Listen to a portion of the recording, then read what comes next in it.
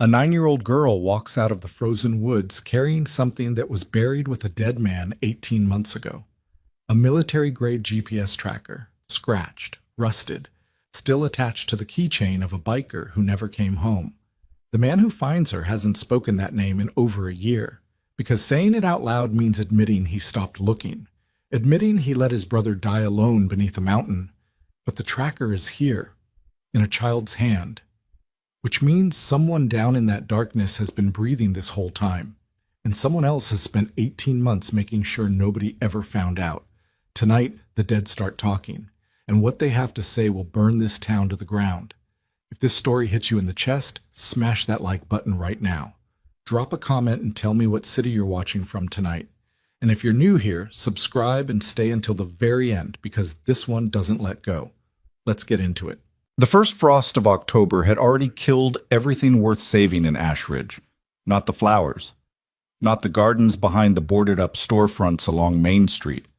Those had died years ago, long before the mine closed, long before the unemployment office ran out of chairs and the last gas station replaced its pumps with plywood signs that said, "Closed until further notice."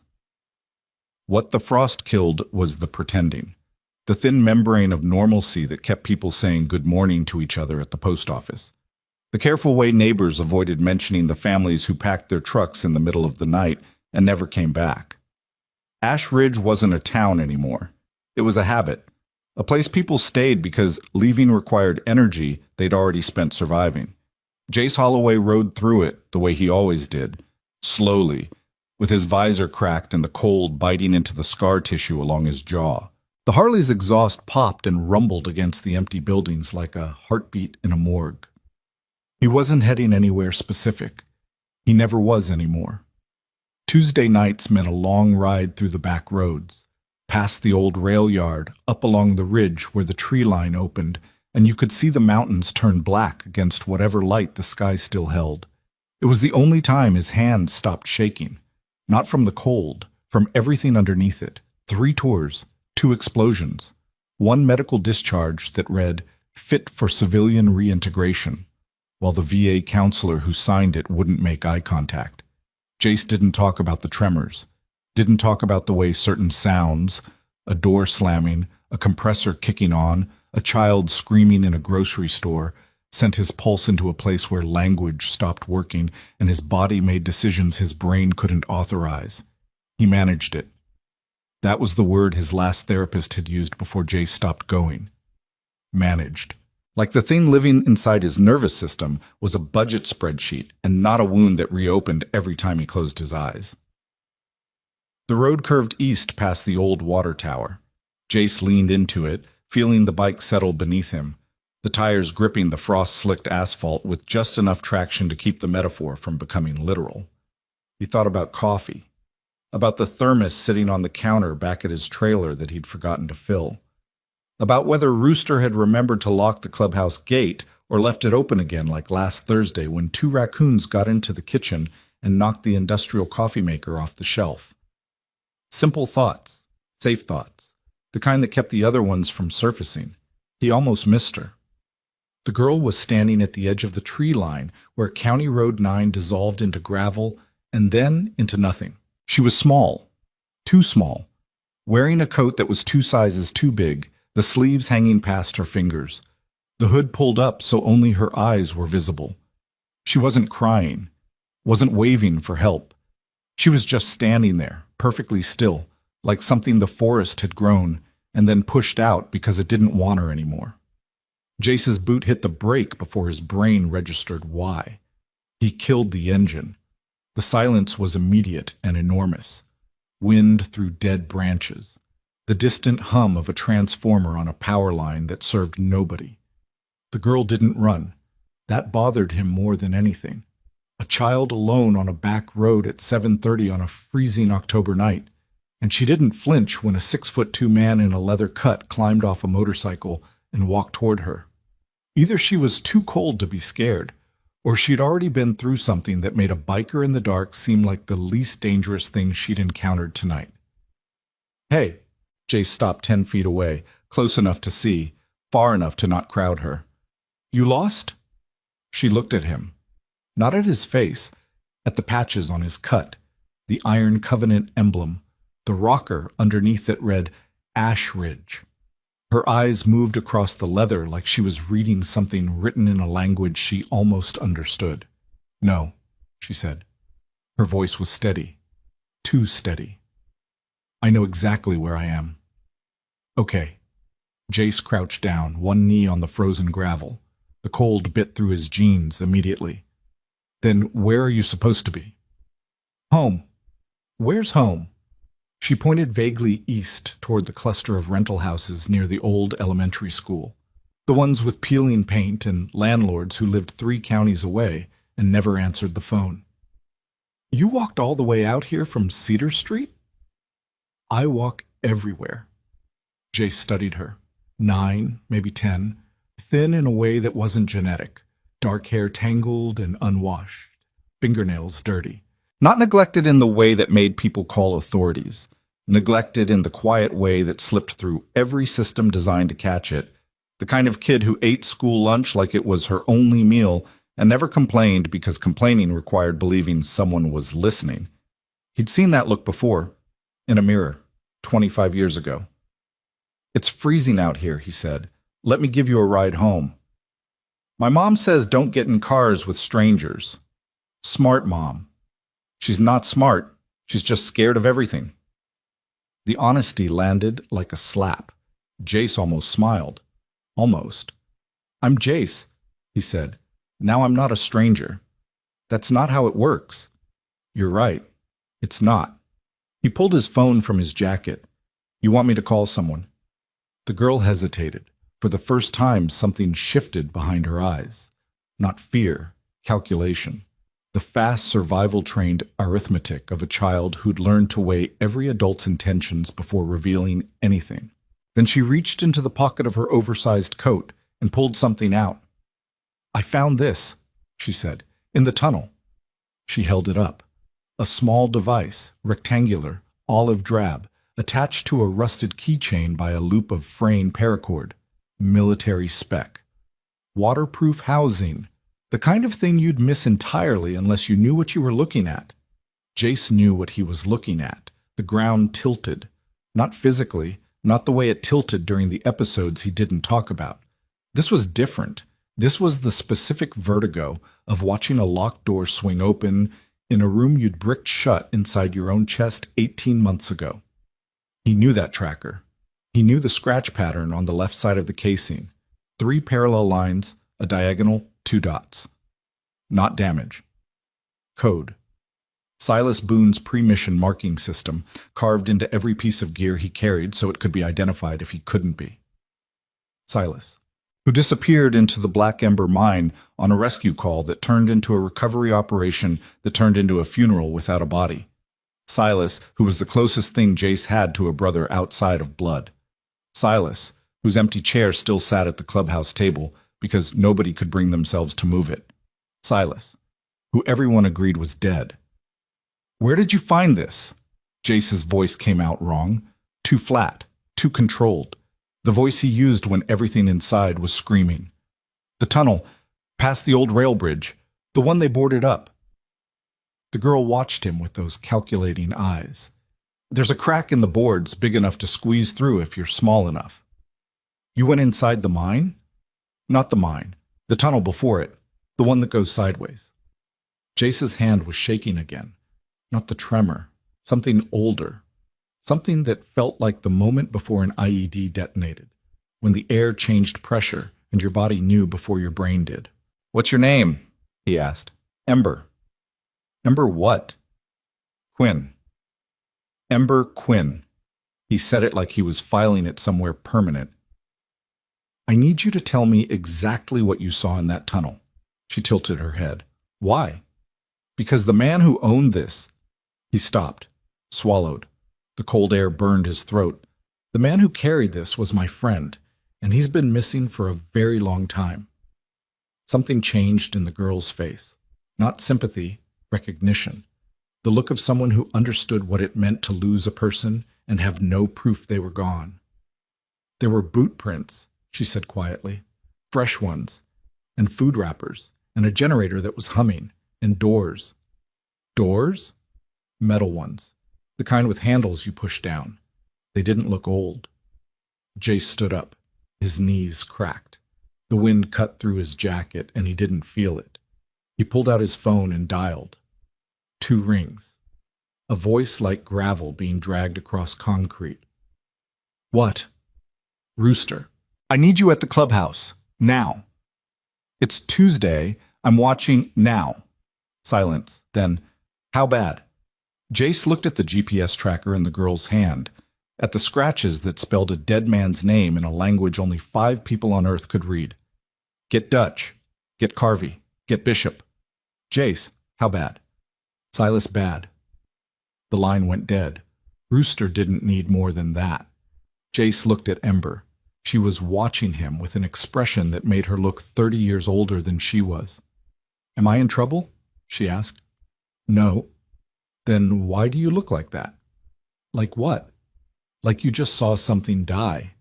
He almost told her the truth, that he hadn't seen something die. He'd seen something come back to life, and in his experience, resurrection was always more dangerous than burial. Come on, he said instead. I'll walk you to the road. We'll figure out a ride. I don't need a ride. I need someone to believe me. The sentence hit him like a round to the vest. Center mass. No penetration. All impact. I believe you, Jace said. And he meant it in a way that went far beyond the tunnel. The Iron Covenant clubhouse sat at the end of a dead-end road behind a salvage yard that hadn't salvaged anything in a decade. The building was a converted machine shop, corrugated steel walls, concrete floor, a wood-burning stove in the corner that Rooster kept fed like it was a living thing he'd be judged for letting die. The overhead fluorescents buzzed at a frequency that made Jace's fillings ache. The coffee was always burnt. The chairs didn't match. The walls were covered in photos of men who'd ridden together, fought together, bled together, and in some cases been buried by the rest. Silas Boone's photo hung near the east window, black and white, taken during a charity ride 3 years ago. He was laughing in it, head thrown back, one hand on the handlebar, the other holding a paper cup of gas station coffee. It was the only photo anyone had where Silas looked like he wasn't carrying the weight of something invisible. Jace set the GPS tracker on the table beneath that photo. Nobody spoke for 11 seconds. He counted. Rooster leaned forward first.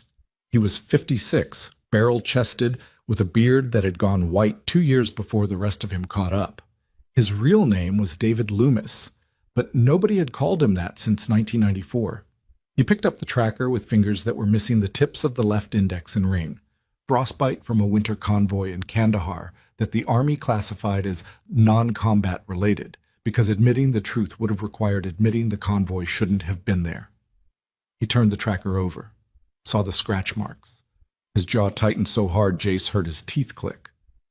That's his. Rooster said. I know. Where? Jace looked at Ember, who was sitting on a metal folding chair near the stove, holding a mug of hot chocolate that Dutch had made without being asked. Dutch was like that. 6'4", 260 pounds, full sleeve tattoos on both arms, and the first thing he did when a child walked into the room was check if she was warm enough and whether she'd eaten. Tell them what you told me, Jace said. Ember set the mug down carefully. She looked at the 4 men sitting around the table. Leather cuts, scars, calloused hands, eyes that had seen things they'd never fully describe, and she didn't flinch. There's a tunnel, she said. Past the old rail bridge on the north side of the mountain. The boards over the entrance are rotted out at the bottom. I've been going in there for weeks. I sketch abandoned places. She pulled a small notebook from her coat, flipped it open, handed it to Rooster. The pages were filled with pencil drawings. Detailed, precise, far beyond what you'd expect from a 9-year-old. Crumbling archways, rusted rail tracks, water-stained walls, and then, on the 6th page, something that made Rooster set the notebook down and look at Jace with an expression that said everything language couldn't. A drawing of a metal door. Industrial, modern, installed in a wall of century-old stone. That doesn't belong in a collapsed mine, Carvey said from the corner.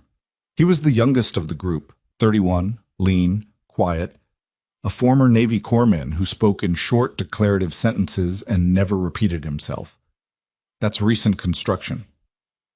There was a generator behind it, Ember said. Diesel. I could smell it. And voices. Voices. Bishop straightened in his chair. He was the club's historian, the one who remembered everything, archived everything, connected everything. If Rooster was the muscle and Jace was the conscience, Bishop was the memory. How many? 2, maybe 3, men, speaking low. I couldn't hear the words. And the tracker? Jace asked. Where exactly? On the ground, in the tunnel before the door, half buried in dirt, like someone pushed it under the wall and hoped it would slide through to the other side. The room went quiet again. Every man in it understood what that meant. Silas hadn't lost the tracker. He'd hidden it. Deliberately placed it where only someone small enough, or curious enough, to explore the forgotten passages would find it. He'd sent a message, and it had taken 18 months for anyone to receive it. We call the sheriff, Bishop said. With what? Rooster didn't look up from the tracker.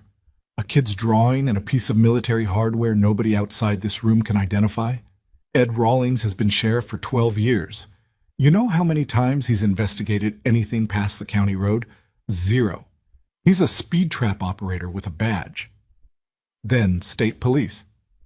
State police deferred to Rawlings on the original search. They signed off on the cave-in ruling. If we walk in now and say we think Silas is alive based on a GPS tracker a 9-year-old found while trespassing in a condemned mine, they'll laugh us out of the building and then flag us as persons of interest for entering a restricted area. Jace watched the argument the way he always did, from the edge, measuring temperature, waiting for the moment when positions hardened and someone needed to cut through. We don't call anyone, he said. Every head turned. Not yet. First, we verify. We go to the tunnel. We see what's there. If it's what Ember says it is, if there's a working facility inside that mountain, then we have something concrete, something that can't be dismissed. And if there are armed men inside, Carvey asked, then we'll know that too.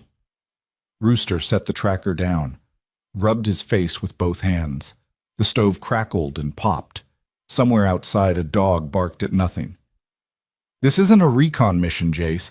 This is personal. You haven't said his name out loud in 6 months. The words landed in the center of Jace's chest. He didn't deflect them. You're right, I haven't.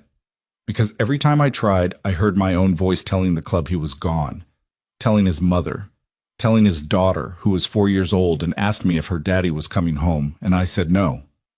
Jace's voice didn't crack.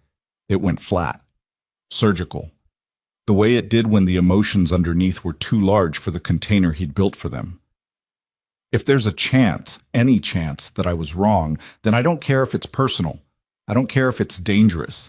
I care that my friend might be alive under a mountain and I spent 18 months drinking coffee at this table instead of digging. Ember watched him from her chair by the stove.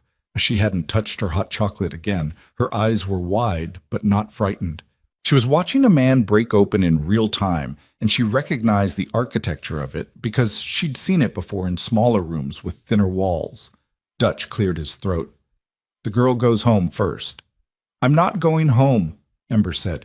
You don't get a vote on this one, kid. I'm the only one who knows the way in. The sentence sat in the room like a grenade with the pin pulled. She was right. None of them had been inside the tunnel. None of them knew which section was collapsed, which was passable, where the rotted boards were, where the new construction began. Ember had been navigating those passages alone for weeks. She was the map. No, Jay said. The word was absolute. You're going home. You're going to stay there. And you're going to tell no one about tonight. Why? Because the men inside that tunnel aren't the kind who let witnesses walk around. Ember's expression didn't change, but her hand tightened around the mug. Are they the kind who hurt people? Jace didn't answer. He didn't have to. My mom won't notice I'm gone, Ember said quietly. She works nights at the packing plant. She leaves at 6 and gets back at 4 in the morning. I eat dinner alone. I go to bed alone. I wake up alone. She looked at the photo of Silas on the wall. Is that the man? The one who owned the tracker? Yeah. He looks kind. He was. Is. You said if there's a chance. That means you think he's alive, so it's is. The correction hit Jace harder than anything else that night. Harder than the tracker. Harder than the scratch marks. A 9-year-old girl, alone in the world in every way that mattered, correcting his grammar because she understood something about hope that he'd forgotten. Dutch drove Ember home in his truck. She gave them her address, she gave them her phone number, a prepaid cell she'd bought herself with birthday money. She made Dutch promise to call her before they went to the tunnel. I won't promise that, Dutch said. Then I'll go back myself. You won't. Try me. Dutch looked in the rearview mirror at the girl sitting in the back seat with her sketchbook clutched to her chest like a shield. He didn't argue. He just drove. Back at the clubhouse, the 4 remaining men sat in silence around the tracker. The stove had burned down to embers. The coffee pot was empty. The fluorescent lights hummed their tuneless song. Rooster spread a topographic map across the table. It was old, 1987, pulled from the county surveyor's office during the original search for Silas. The Black Ember mine complex was marked in red. 7 shafts, 3 ventilation tunnels, 2 emergency exits, all officially sealed after the mine closed in 2003.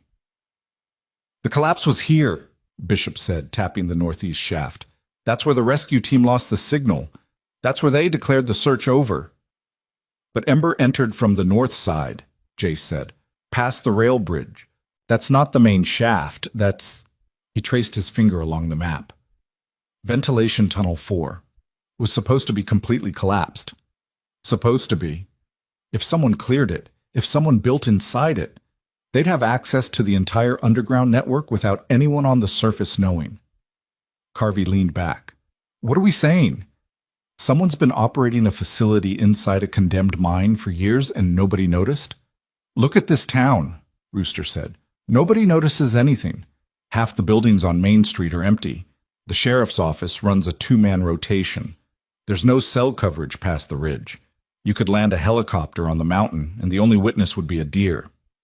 That's the point, Jace said quietly. That's why they chose Ash Ridge. The realization settled over the room like a change in atmospheric pressure. Not just that someone was hiding inside the mountain, but that the entire town, its isolation, its poverty, its abandonment, was the camouflage. Ash Ridge wasn't collateral damage. It was infrastructure. Tomorrow night, Jace said, we go in. And if we don't come back? Carvey asked. Jace picked up the GPS tracker, turned it over in his hands, ran his thumb across the scratch marks that Silas had carved with a knife or a nail or whatever he'd had in the darkness, knowing that the message might never be read, knowing that hope was the most expensive currency a man could spend underground. Then someone will find this again, Jace said, and maybe they'll be braver than we were the first time. He pocketed the tracker. The fluorescent lights buzzed. The wind outside pushed against the walls like something trying to get in. And somewhere beneath a mountain that the world had already forgotten, in a darkness that had been engineered to last forever, a man who had been declared dead 18 months ago scratched another mark into a concrete wall.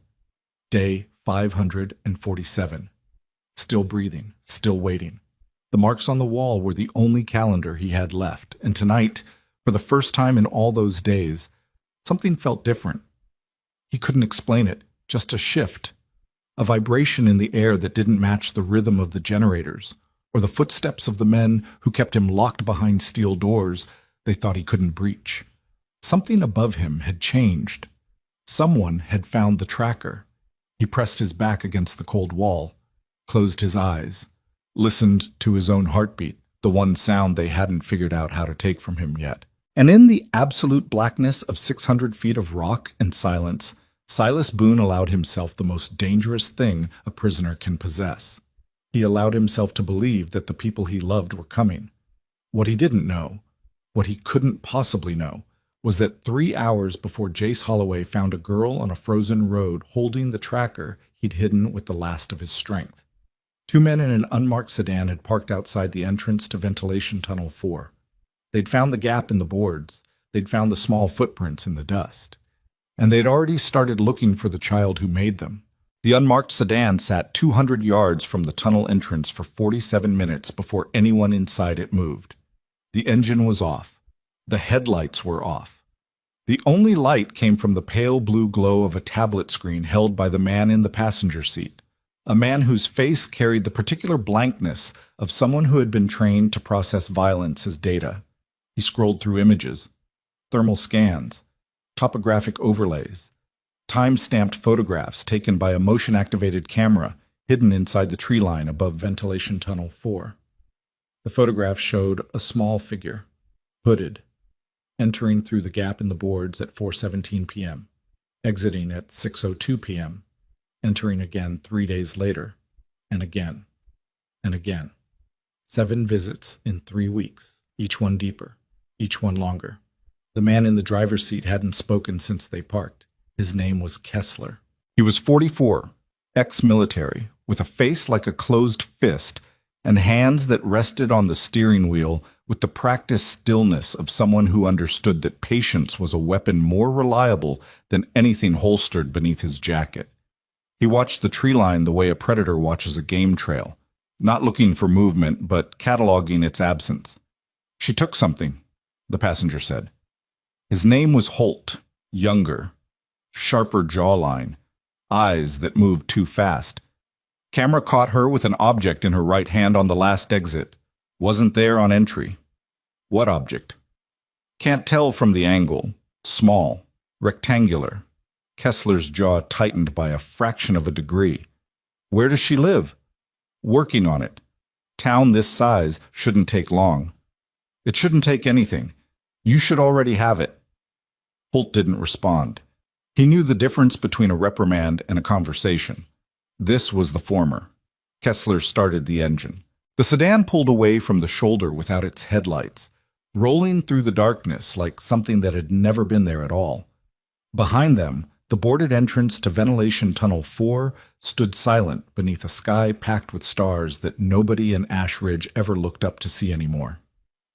7 miles south, inside the Iron Covenant clubhouse, Jace Holloway hadn't moved from the table in over an hour. The topographic map was still spread in front of him, weighted at the corners by a coffee mug, an ashtray, a socket wrench, and the GPS tracker. He'd been staring at the map so long the contour lines had started to blur into each other, the elevation markings dissolving into meaningless numbers, the red mineshaft notations bleeding into the blue water table lines until the whole thing looked less like a map and more like a diagram of his own nervous system. Rooster sat across from him, smoking, not talking. The cigarette trembled slightly between his fingers. Not nerves, just the low-frequency tremor that lived in his hand since Kandahar, the one the VA said was consistent with peripheral neuropathy, and then prescribed a medication he couldn't afford and never filled. "You're not sleeping tonight," Rooster said. It wasn't a question. "No. You haven't slept in 3 days. I sleep. Sitting up in a chair with your boots on isn't sleeping, Jace. That's waiting for an ambush." Jace didn't answer. He traced the ventilation tunnel route on the map with his index finger. North entrance, lateral passage, connection to shaft 6. The lines on the paper were clean and precise, drawn by a surveyor in 1987 who probably never imagined that the geography he'd cataloged would become a burial ground or a prison, or whatever the mountain had become in the years since anyone bothered to look. "Tell me what you're not saying," Rooster said. "I'm not saying anything." "You've got that face. The one you had in Fallujah right before you told Briggs to change the convoy route, and he didn't listen, and 3 men came home in bags. Don't do that." "Do what?" "Use the dead to make a point." Rooster exhaled smoke through his nose. It hung in the air between them like a curtain neither of them wanted to pull aside. "I'm not using the dead. I'm using you, because you're sitting there building a plan in your head, and you haven't told any of us what it is. And the last time that happened, you ended up in a hospital in Landstuhl with a collapsed lung and a story that didn't match the incident report." Jace looked up. His eyes were bloodshot. The fluorescent light turned his skin the color of old newspaper. "You want to know the plan? The plan is we go to the tunnel. We see what's inside. We get proof. We come back. That's an objective, not a plan. Then it's an objective. And if there are people inside who don't want us there, then we'll deal with it. Deal with it. Rooster repeated the words like he was tasting something rotten. Jace, brother, I've known you for 19 years. I've watched you walk into rooms that would make grown men throw up. I've seen you carry a man a quarter mile through incoming fire without stopping. But I've also seen you chase ghosts until the ghosts won, and right now you've got that look. The one that says you've already decided the outcome, and you're just waiting for reality to catch up. Silas is alive. Silas might be alive. That tracker might have been there for 18 months. The scratches might be old. The girl might have imagined half of what she saw. She drew it, Rooster. Industrial doors, generator housing, electrical conduit. The 9-year-old didn't imagine electrical conduit. I'm not saying she's lying. I'm saying we don't know what we don't know, and you're acting like we do. The stove crackled. A log shifted and sent a shower of sparks against the iron grate. Somewhere in the back of the building, a pipe clanked. The old plumbing protesting the cold the way it did every October. The building's own version of aging joints and failing cartilage. Jace pulled the tracker across the table, held it under the light. The scratch marks caught the fluorescent glare and threw tiny shadows across the olive drab housing. 3 lines. Diagonal, 2 dots, he said. That's Silas's pre-mission marker. You know that. I know that. He carved this before every operation. It's not random damage. It's identification. I'm not disputing the marker. Then what are you disputing? Rooster crushed his cigarette in the ashtray, leaned back. The chair groaned beneath him. I'm disputing you, your judgment.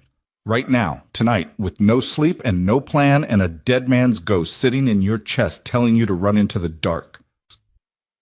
The silence that followed was the kind that damages things. Not loud, not violent. The slow, pressurized silence of 2 men who loved each other enough to tell the truth and feared that the truth might be the thing that broke them apart. Jace stood up. The chair scraped against the concrete floor.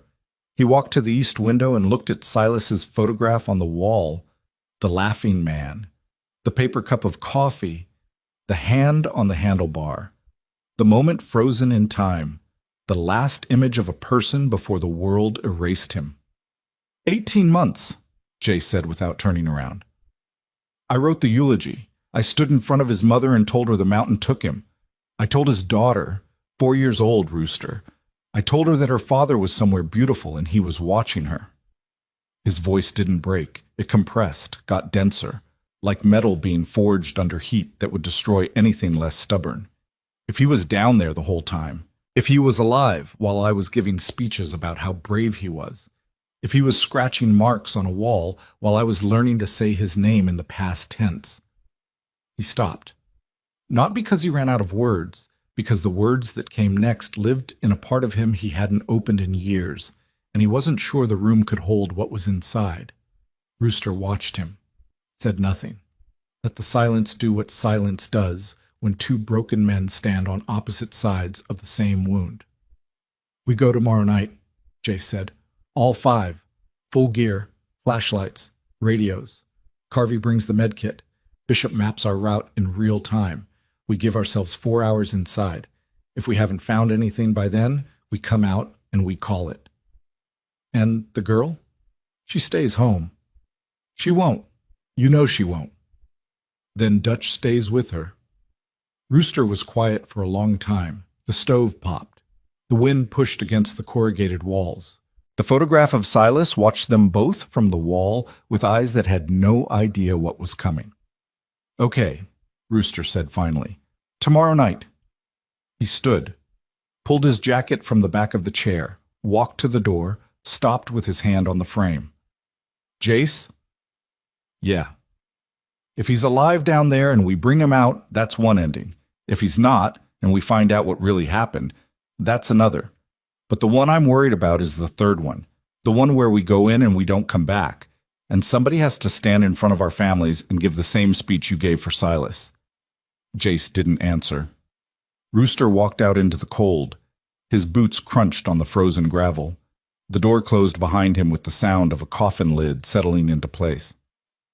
Jace stayed at the window for a long time after that. He didn't look at the map. He didn't look at the tracker. He looked at the photograph of the man who used to sit in the empty chair, and he made a promise that he didn't say out loud because saying it would make it a debt, and he already owed more than he could carry. Morning came without permission. The light crawled across Ash Ridge like it was apologizing for existing. Gray sky, gray buildings, gray frost on gray streets. The only color in town was the red and yellow sign above Mabel's Diner on Route 11, and even that had faded to something closer to rust and mustard. Jace walked in at 6:40 a.m. He hadn't slept. His eyes felt like they'd been packed with sand and then set on fire. The coffee at the clubhouse had run out at 3 in the morning, and the nearest open gas station was 14 miles south. So he'd driven there on the Harley in the dark, bought 2 cups, drank them both in the parking lot, and then sat on the bike for 20 minutes listening to the engine tick as it cooled, watching his breath crystallize in the headlight beam, trying to convince himself that what he was doing wasn't reckless. He failed. But he was doing it anyway. Mabel's was half full. The breakfast crowd, what remained of it, consisted of 4 retirees at the counter, a trucker in the corner booth reading a newspaper that was 3 days old, and Sheriff Ed Rawlings sitting by the window with a plate of eggs he wasn't eating. Jace saw Rawlings and kept walking toward the counter. He didn't sit. He ordered coffee to go and waited with his back to the room, which was a choice and not an accident. Holloway. Jace closed his eyes, opened them, turned around. Rawlings was beckoning with one hand. The other rested on the table near his coffee cup in a way that was supposed to look casual, but read as territorial. He was 51, thick through the middle, with a face that had settled into a permanent expression of mild inconvenience, like the world existed specifically to interrupt his morning routine. Jace walked over, didn't sit. Heard some bikes last night, Rawlings said. Late? Your boys? We ride when we ride. That's not an answer. It wasn't a real question. Rawlings smiled the way people smile when they're calculating something. He pushed the plate of eggs aside and leaned back in the booth. I also heard something interesting. Linda Pruitt lives on Cedar Street, called the office this morning. Said she saw a motorcycle parked outside her neighbor's house around 8:30 last night. Big truck, too. Said a little girl was being walked to the door by a large man she didn't recognize. Jace's expression didn't change, but something behind his eyes locked into place. The same mechanism that activated when a patrol walked into a zone that didn't feel right. The specific alertness that preceded either violence or survival, and often both. Linda Pruitt sees a lot of things, Jace said. Last month she called your office about a mountain lion in her garbage can. It was a raccoon.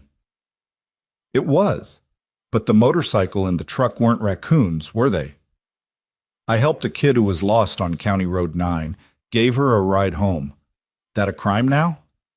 Rawlings picked up his coffee, sipped, set it down with the deliberateness that was meant to communicate control. It's not a crime, it's a pattern. Your club shows up places, things happen. Nothing illegal, I'll give you that, but things happen. And now you're helping lost children at 8:30 at night on a road that goes nowhere. It goes to the ridge. Nobody goes to the ridge. I do. Why? Because it's a road, and I have a motorcycle. And this is still a free country last time I checked, which was about 30 seconds ago. Rawlings stared at him. Jace stared back. The diner sounds filled the space between them, forks on plates, the coffee maker gurgling, Mabel's voice calling an order to the kitchen. Stay away from the mine area, Rawlings said. The whole north face is restricted. County order. Has been since the collapse. I know. Good. Then we understand each other. We understand each other perfectly, Sheriff. Jace took his coffee from the counter, walked out, didn't look back, but something about the exchange sat wrong in his stomach. Not the words, which were routine small-town authority flexing, but the timing. Linda Pruitt calls about a motorcycle at 8:30. Rawlings has the information by 6:40 the next morning. In a town where a domestic violence call takes 3 hours to generate a response and a burglary report sits on a desk for a week. Either Rawlings was an early riser who cared deeply about noise complaints, or someone had told him to ask. Jace sat on the Harley in Mabel's parking lot and drank his coffee and thought about that. The cold bit into his hands. His knuckles were white around the paper cup. A pickup truck rolled past on Route 11, its driver raising 2 fingers off the steering wheel in the automatic wave that people in small towns gave each other whether they meant it or not. He pulled out his phone. Dialed Dutch. "How's the girl?" "Dropped her off. Lights were off in the house. No car in the driveway. She went in through the back door with her own key." "Her mother?" "Night shift at the packing plant, like she said. Kids on her own until 4 a.m. Every night." Jace said nothing for a moment. The exhaust from the Harley condensed in the cold air and drifted sideways. "She ask anything else?" "She asked if she could come with us." "What did you tell her?" "I told her no. She said okay." But the way she said okay was the same way. My daughter says okay when she means I'm going to do exactly what I want the second you stop watching. Put Carvey on her. "What?" "Have Carvey do a drive-by tonight during the day. Check the house. Check the street. I want to know if anyone else has been watching her." Dutch was quiet. "You think they know?" "I think the sheriff knew about the motorcycle 8 hours before he should have. I think someone's paying attention to things that shouldn't matter. And I think a 9-year-old who's been walking in and out of a secret facility for 3 weeks is the kind of loose end that certain people don't leave untied. I'll call Carvey." "Dutch." "Yeah?" "She eats dinner alone every night. Make sure the fridge has food in it." The line went dead. Jace pocketed the phone, finished the coffee, crushed the cup, and shoved it in his jacket pocket because he'd never been the kind of man who littered, even when the world felt like it was littering itself across his entire existence. The afternoon passed the way. Afternoons pass when you're waiting for nightfall, and nightfall is the beginning of something you can't take back, slowly, every minute articulated, every hour a separate room you had to walk through before reaching the door at the end. Jace went back to his trailer. It sat on a half-acre lot behind the salvage yard, a single wide from 1998 with a roof that leaked in 3 places and a porch that had been rebuilt twice with lumber from different decades. The inside was clean, sparse, a man's space, reduced to essentials by the systematic elimination of anything that required emotional maintenance. Bed, table, 2 chairs. A shelf with 7 books, all of them about motorcycle mechanics. A photograph on the wall above the sink, Jace and Silas, arms around each other's shoulders, taken at a swap meet in 2019, both smiling, both looking directly at the camera with the unguarded openness of men who hadn't yet learned that the future was something to be afraid of. He showered, dressed, pulled the old Kevlar vest from the back of the closet, the one he'd bought at a surplus store 4 years ago, and never worn because wearing it meant anticipating a situation where someone would be shooting at him. And admitting that anticipation meant admitting that peace was something he'd never actually achieved, just borrowed. He put it on. It fit differently than it had 4 years ago. His shoulders had gotten thinner. The straps needed tightening. He adjusted them in the bathroom mirror and caught his own eyes and saw something there he hadn't seen in a long time. Not courage, not determination, something more dangerous. Purpose. By 6 p.m., the clubhouse was full, not with people, with tension, the kind you could taste in the air like metal shavings. 5 men, 5 leather cuts, 5 sets of hands checking flashlights, testing radio frequencies, packing emergency supplies into saddlebags with the grim efficiency of people who'd done this before under worse conditions and survived not because they were lucky, but because they were stubborn enough to keep breathing when breathing stopped being easy. Carvey arrived last. He walked in and set his medkit on the table, a modified combat trauma bag he'd carried in the Navy and never fully unpacked, because unpacking it meant accepting that he'd never need it again, and his nervous system refused to believe that. "Drove past the girl's house twice," he said. "Once at noon, once at 4. "And?" "Sedan. Dark blue or black, parked on the cross street with a clear line of sight to her front door. 2 men inside, didn't move the whole time. The room went still." "Plates?" Rooster asked. "Out of state. Couldn't get the number without getting close, and getting close would have burned me." They're watching her, Bishop said quietly. He was standing by the map, a pencil behind his ear, a notebook open in his hands. They know she's been inside. They know she took something. They don't know she brought it to us, Jace said. Yet. They don't know yet. But a 9-year-old who explores tunnels for fun isn't exactly a master of counterintelligence. If they approach her, they won't approach her. Jace's voice dropped into the register that made the other men stop talking. Not anger, authority. The kind you earn in places where authority is the difference between everyone going home and no one going home. Dutch, you're staying behind tonight. Dutch looked up from the saddlebag he was packing. His hands stopped moving. I'm what? You're staying with the girl. Take a position on Cedar Street. Keep eyes on the sedan. If those men move toward that house, you make sure they don't get inside. Jace, I've been on every ride since the club formed. Every single one. And tonight you're protecting a 9-year-old who doesn't have anyone else. The two men stared at each other across the table. The overhead lights buzzed. The stove ticked. Outside, the wind had picked up, pushing dead leaves across the gravel lot in patterns that looked like something running. Dutch's jaw worked. His hands curled into fists on the tabletop. Then he looked at the photograph of Silas on the wall, the laughing man, the paper cup, and something in his chest deflated. Not defeat, acceptance. The specific acceptance of a man who understood that protecting the vulnerable was not a lesser mission than charging into the dark. If those men make a move, Dutch said, I'm not calling it in. I'm handling it. Handle it however you need to. Copy. Dutch picked up his jacket, walked to the door, stopped. Bring him home, Jace.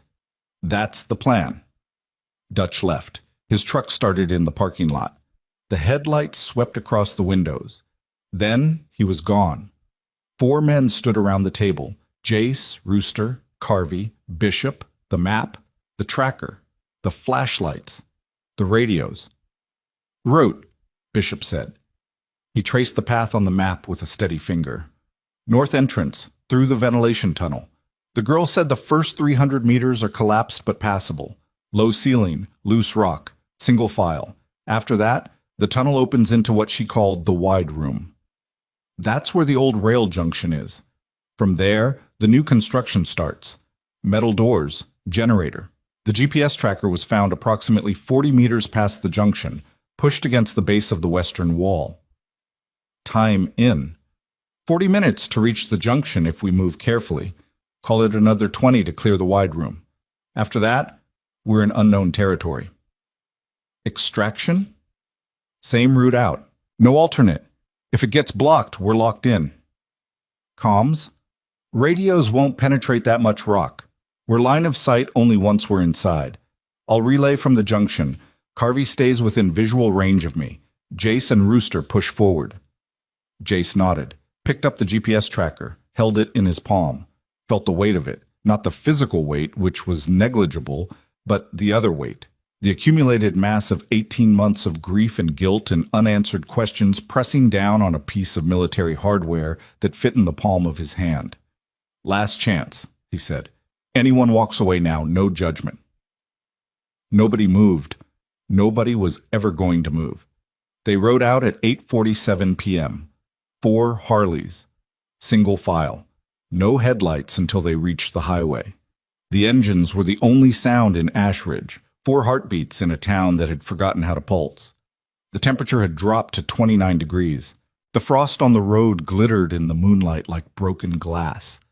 The trees along County Road 9 stood skeletal and black against the sky, their branches reaching upward in configurations that looked less like nature and more like the architecture of something pleading. They parked the bikes behind the old rail bridge, chained them to the steel framework, cut the engines simultaneously, a coordinated silence that descended like a held breath. Jay stood at the tree line and looked at the boards covering the entrance to Ventilation Tunnel 4. The gap was there, just as Ember had described. A section of rotted planking at the base pulled loose, wide enough for a child to slide through. An adult would have to crawl. He knelt, clicked on his flashlight. The beam cut into the darkness beyond the boards and illuminated nothing. just blackness.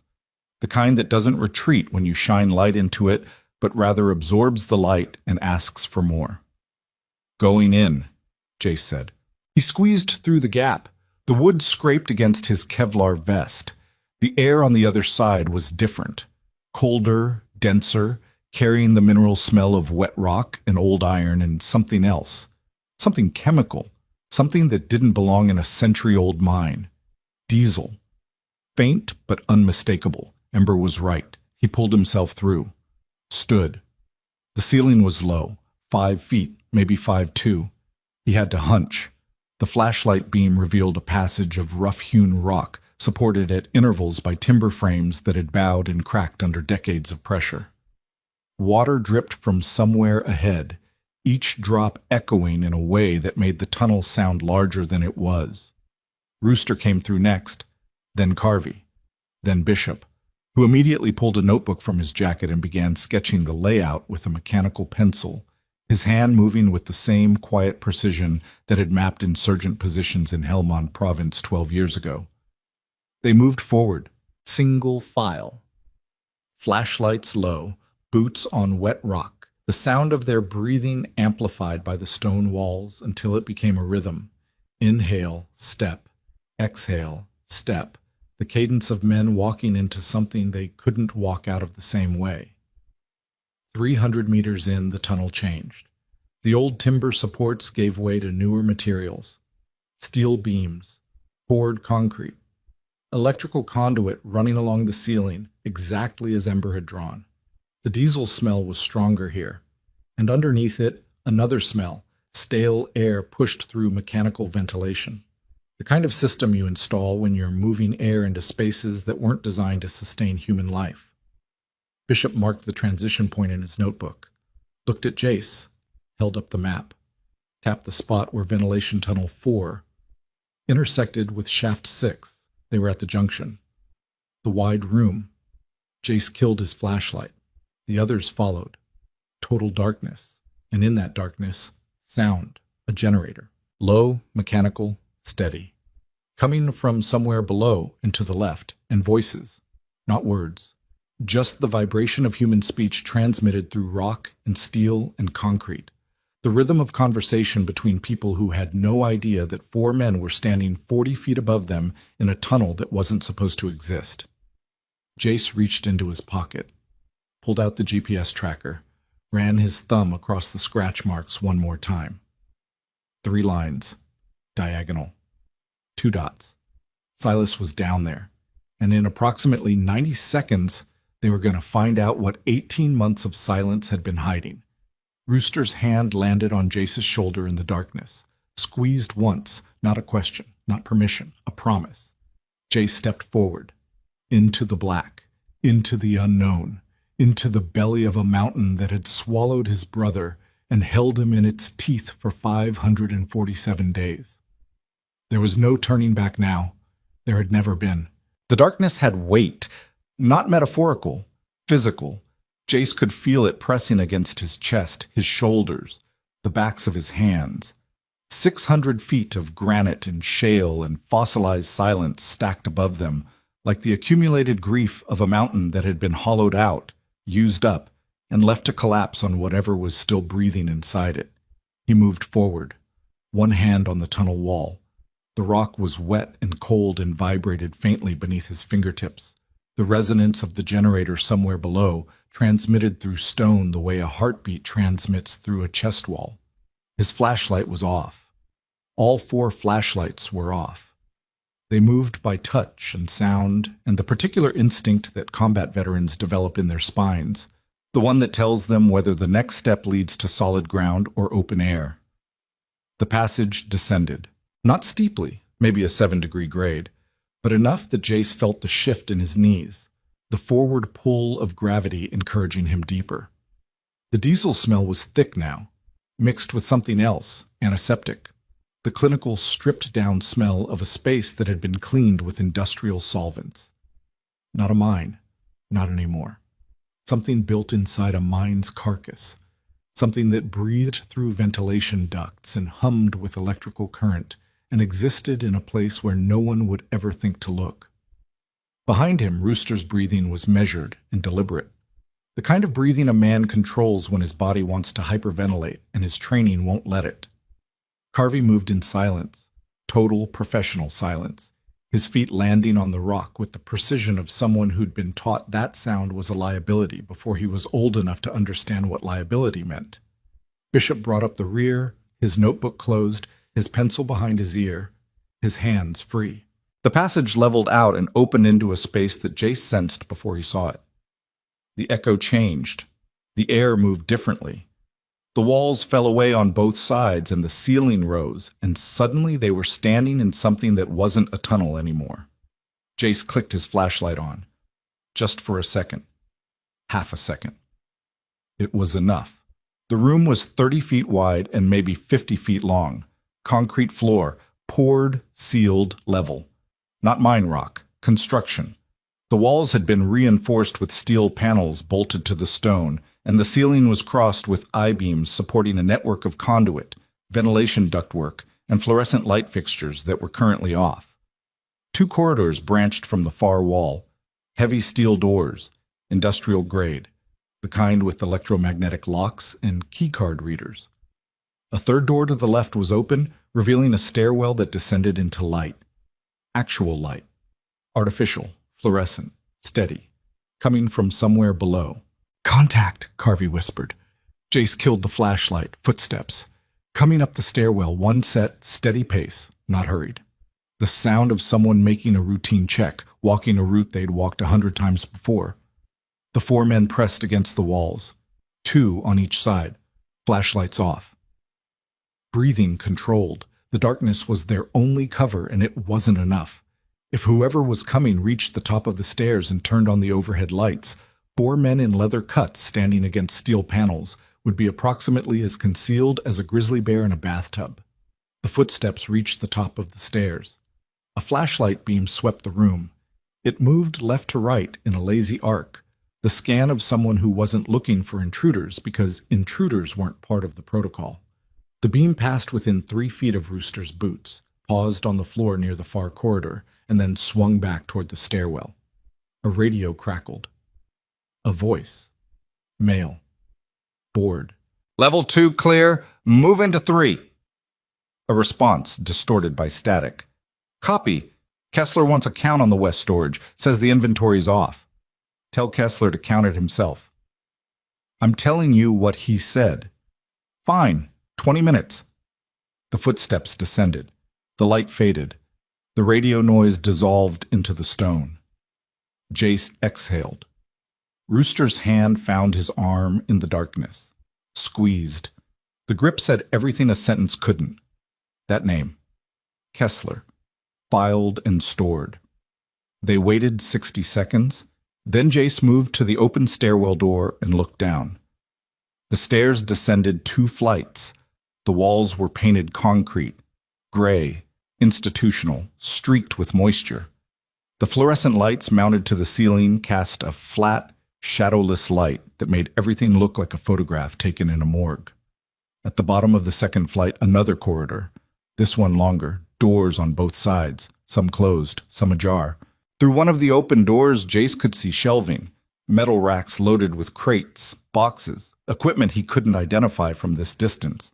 He took the stairs, slow, each step deliberate. His boots made almost no sound on the concrete. Years of walking quietly in places where noise meant death had turned silence into a muscle memory that activated without conscious thought.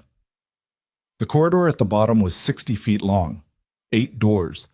The generator sound was louder here, coming from behind a closed door at the far end, marked with a yellow hazard sign, the universal symbol for high voltage. The antiseptic smell was stronger, and underneath it, something else, something biological, the faint, unmistakable scent of human habitation. Sweat, stale food, the particular odor of a space where people have been living in confined conditions for a long time. Carvey appeared beside him. His nostrils flared. His face changed. Not dramatically, not the way civilians' faces change when they encounter something disturbing, but with the subtle recalibration of a combat medic whose diagnostic instincts have just activated. That smell, Carvey said, barely audible. That's chronic wound care, betadine and necrotic tissue. You sure? Spent 2 years smelling it on a hospital ship. You don't forget. Jace moved down the corridor, checked the first open door, storage, crates marked with serial numbers and shipping codes. Nothing identifiable. The second door, locked. The third, another storage room. Smaller. This one had a desk, a laptop, paperwork spread across the surface. Jace didn't stop to read it. Not yet. The fourth door was different. It was steel. Heavier than the others. The lock was a deadbolt, not electronic, manual. The kind you install when you want to keep something inside rather than keep people out. A small observation window was set into the door at eye level, covered from the outside with a sliding panel. Jace slid the panel open. The room behind it was 10 feet by 10 feet. Concrete walls, concrete floor, a cot, a bucket. A single fluorescent tube mounted behind a wire cage in the ceiling. The man on the cot was lying on his side, facing the wall. He was thin, much thinner than the man in the photograph at the clubhouse. His hair had grown past his shoulders, matted and unwashed. His left arm was wrapped in bandages that hadn't been changed in days, the fabric stained brown and yellow with the particular discoloration that Carvey had smelled from 30 feet away. His right hand rested on the concrete wall, fingers splayed, touching the surface the way a blind person touches a face, reading it, mapping it, maintaining contact with something solid, because everything else had become untrustworthy.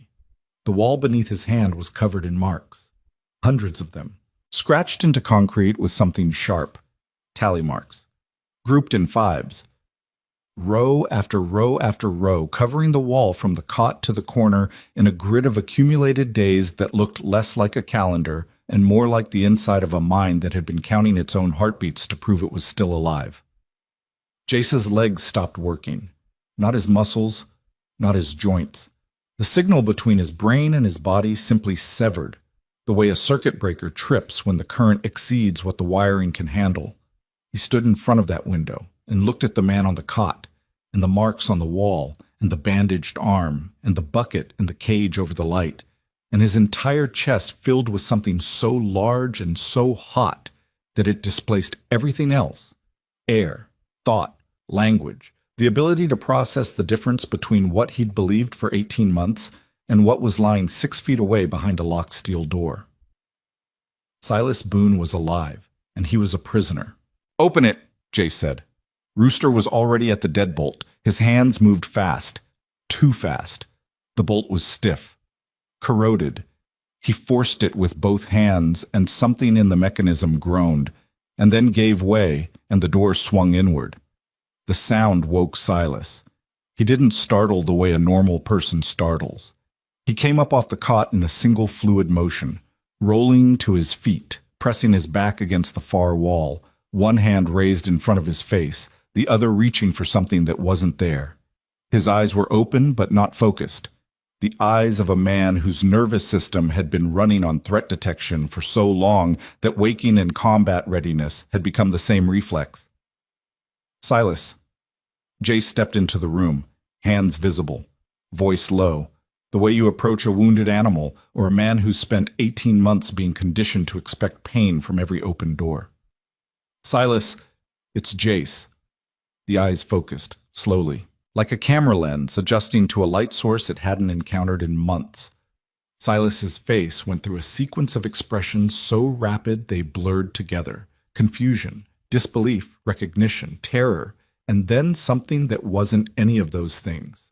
Something that didn't have a name because the human emotional vocabulary wasn't designed for the experience of seeing a brother's face after 547 days of darkness. "No," Silas said. The word stopped Jace like a bullet. "No, you can't be here."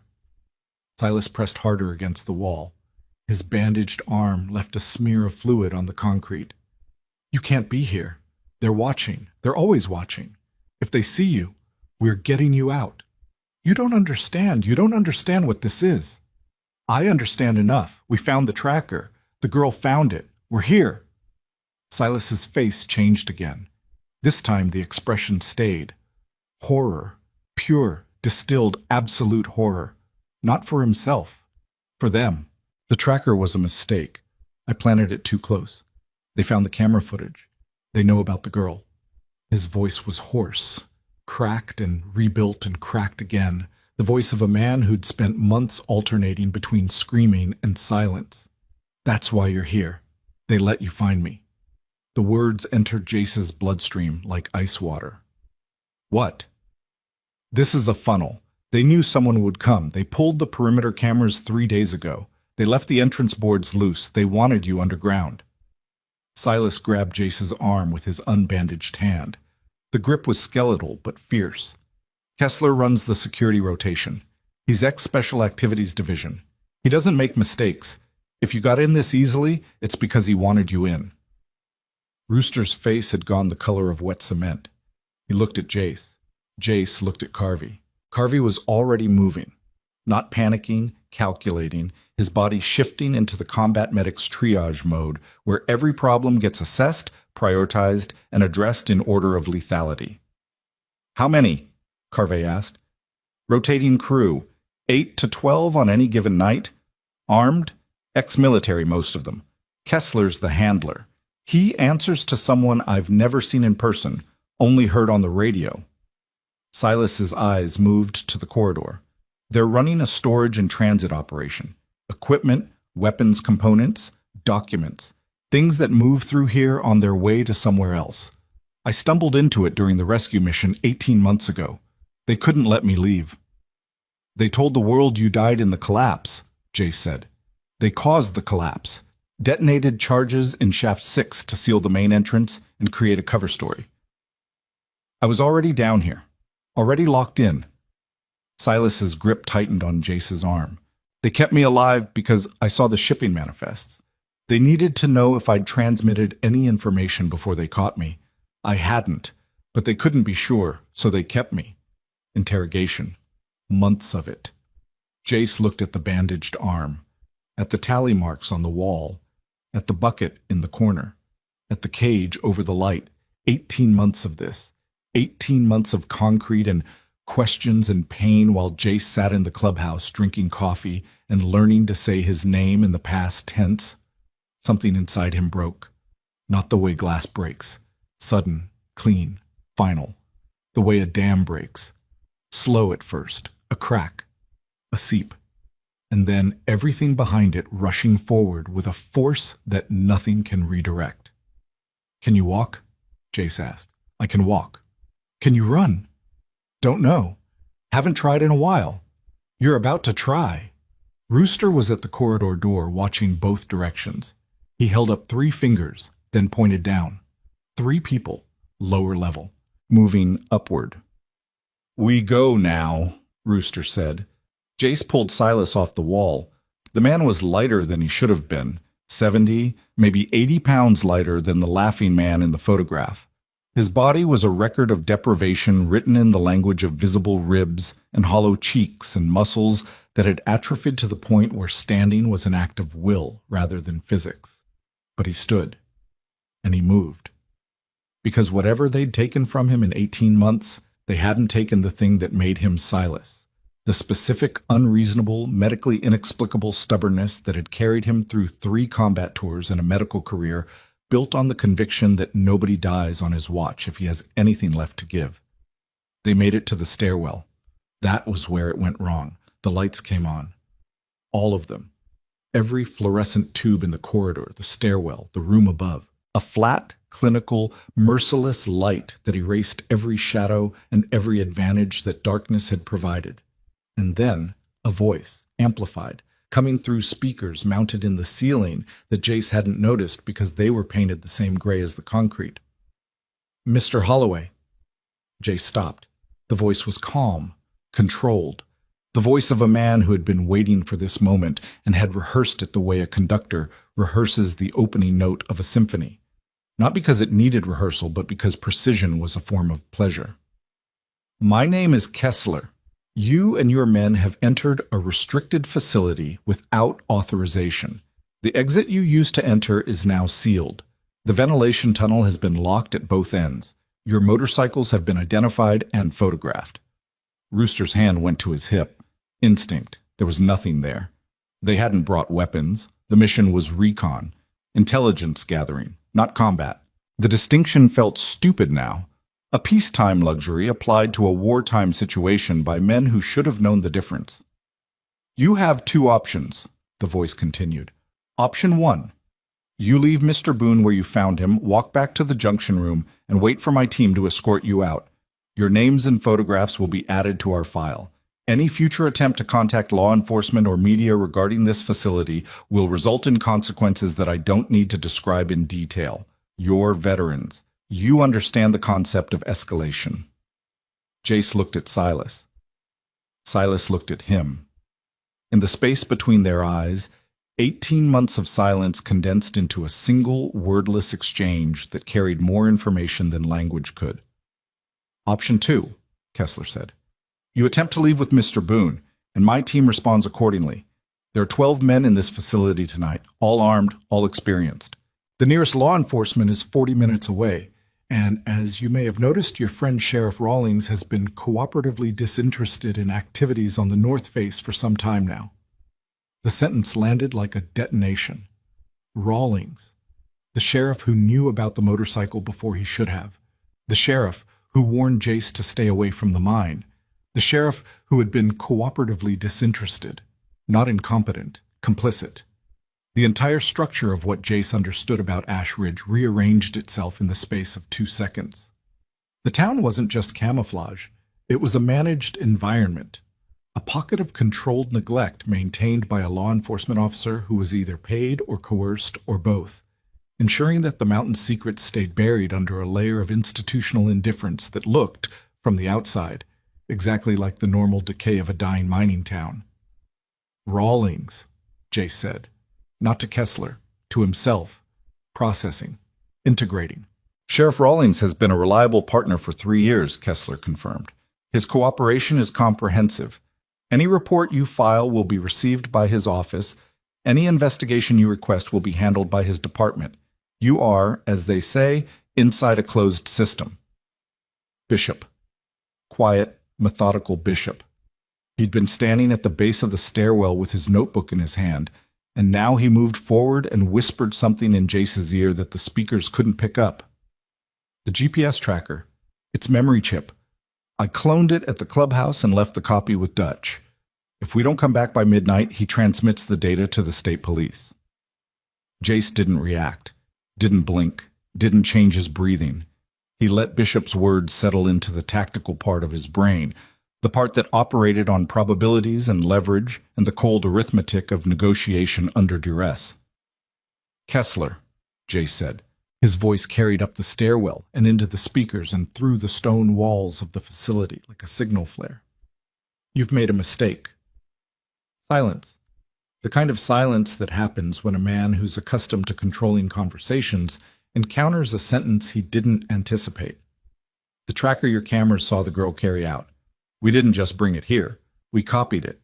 The clone data is on the surface right now, in the hands of a man who has standing instructions to contact state law enforcement if we don't check in by midnight.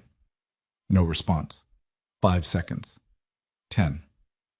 You can keep us down here, Jace continued. You can do whatever you plan to do, but the data goes out tonight regardless.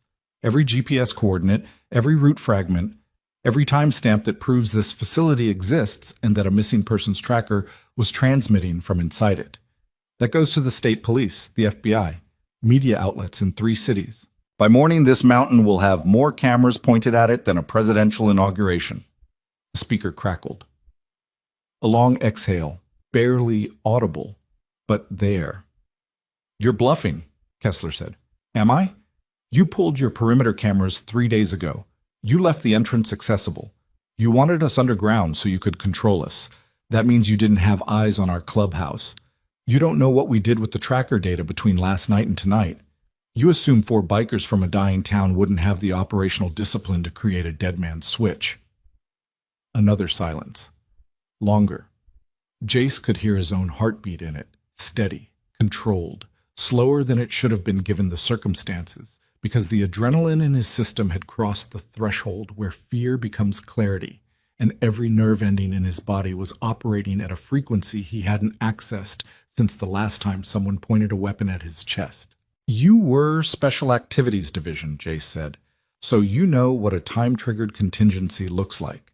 And you know that the only way to stop it is to let us walk out of this mountain with Silas Boone alive and intact. Because a dead man's switch only works while the dead man is still alive. And right now, Kessler, that's all 5 of us." Silas leaned against the stairwell wall. His breathing was ragged. His bandaged arm hung at his side. But his eyes, the eyes that had been unfocused and animal when the door opened, were locked on Jace with something that looked like the first light of a sunrise viewed from the bottom of a well. "You've got 60 seconds to open the exit route," Jace said. "After that, our man on the surface doesn't wait for midnight. He sends it immediately." The speaker went dead. 30 seconds of silence. Then the sound of electromagnetic locks disengaging, one after another. A sequence of heavy, mechanical clicks echoing through the corridor like a countdown in reverse. "Move," Jace said. They moved. Silas between Jace and Rooster, Carvey in front, Bishop behind, up the stairwell, through the junction room, into the ventilation tunnel. The boards at the entrance had been removed. The gap was now a full opening. Cold air rushed in. October air, freezing, sharp, carrying the smell of dead leaves and frost, and the particular metallic tang of freedom that only people who've been underground long enough to forget the sky can identify. They stepped out into the night. The moon was up. The trees were black. The frost on the ground reflected the moonlight in a field of white that stretched from the tunnel entrance to the tree line, like a carpet rolled out for men who'd earned the right to walk on it. Jace pulled Silas forward. The man's legs were failing. The adrenaline that had kept him upright in the tunnel was burning out, and what remained underneath was 18 months of malnutrition, muscle atrophy, infected wounds, and the specific exhaustion of a person who has been surviving so long that his body has forgotten the difference between living and not dying. Rooster caught him from the other side. Together, they half carried, half walked him down the slope toward the rail bridge where the motorcycles waited.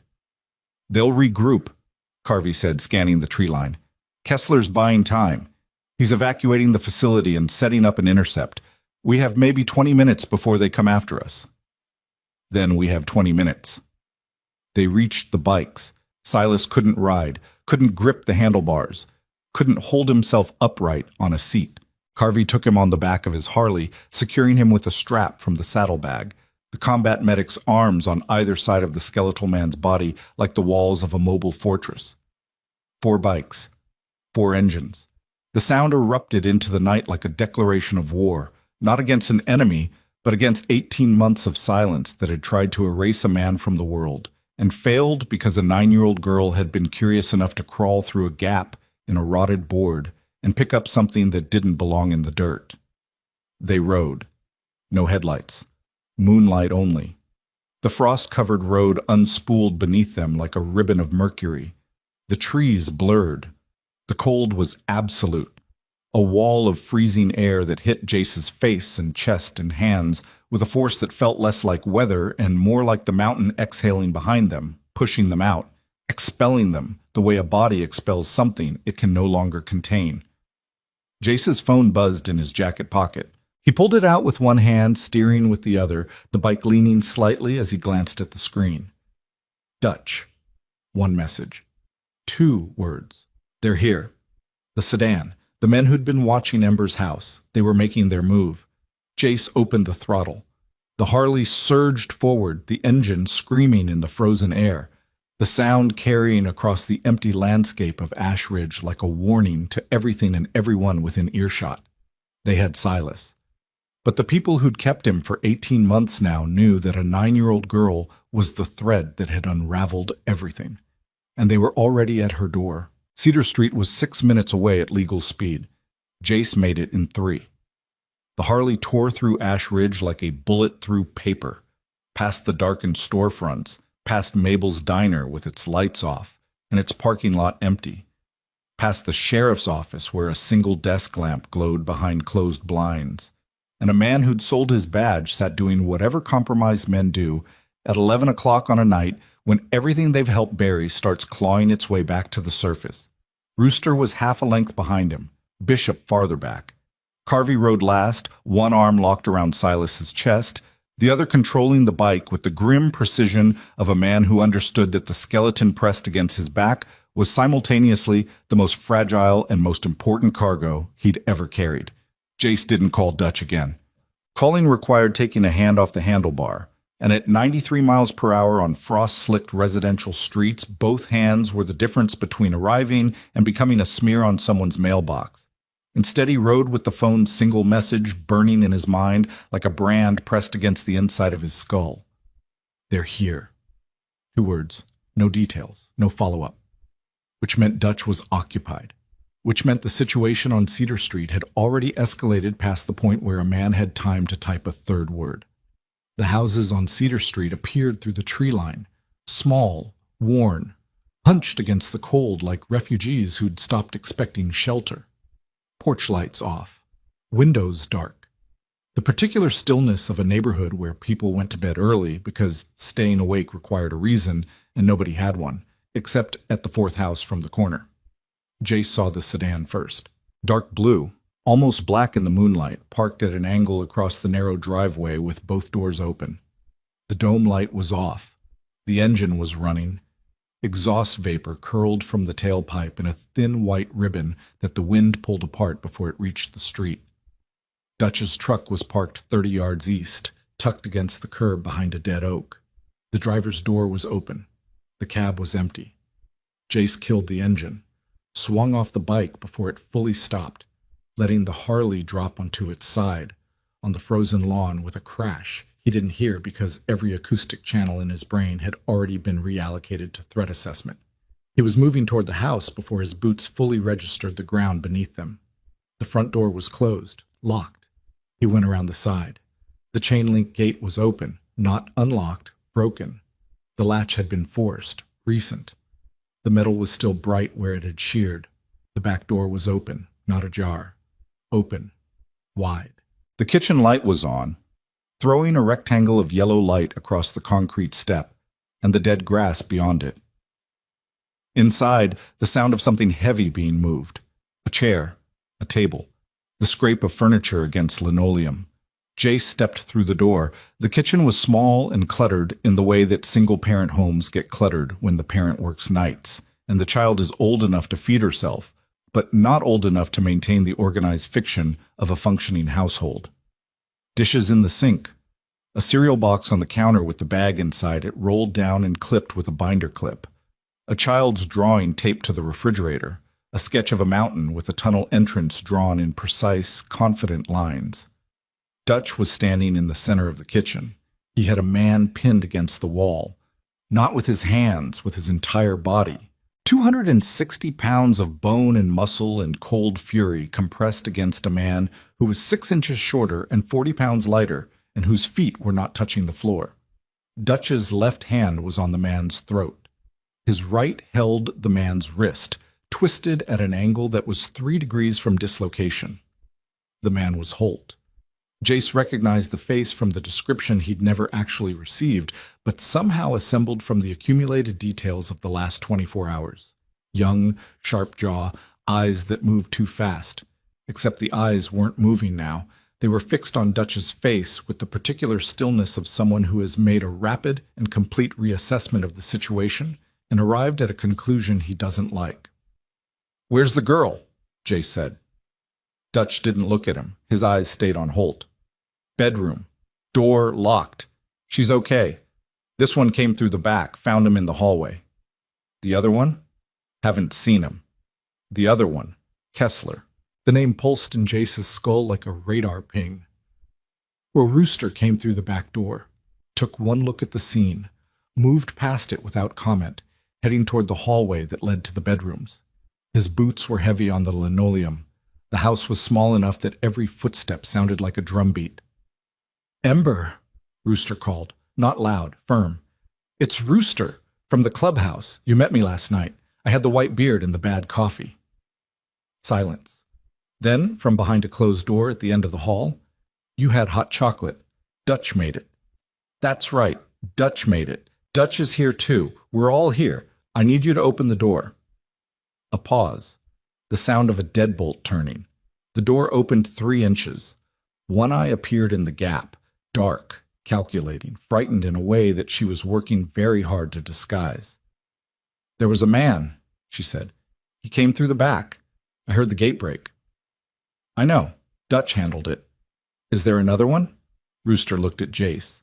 Jace looked at the dark house around them, the shadows in the corners, the windows with their cheap curtains pulled shut, the spaces between furniture where a grown man could wait in silence until the right moment arrived. Stay in the room, Jace said. Lock the door. Don't open it until you hear my voice. The door closed. The deadbolt turned. Jace moved through the house, room by room. The mother's bedroom, empty, bed unmade, nightstand cluttered with pill bottles, and a digital alarm clock that read 11:14 p.m. The bathroom, empty. Shower curtain pulled to one side, window closed and locked.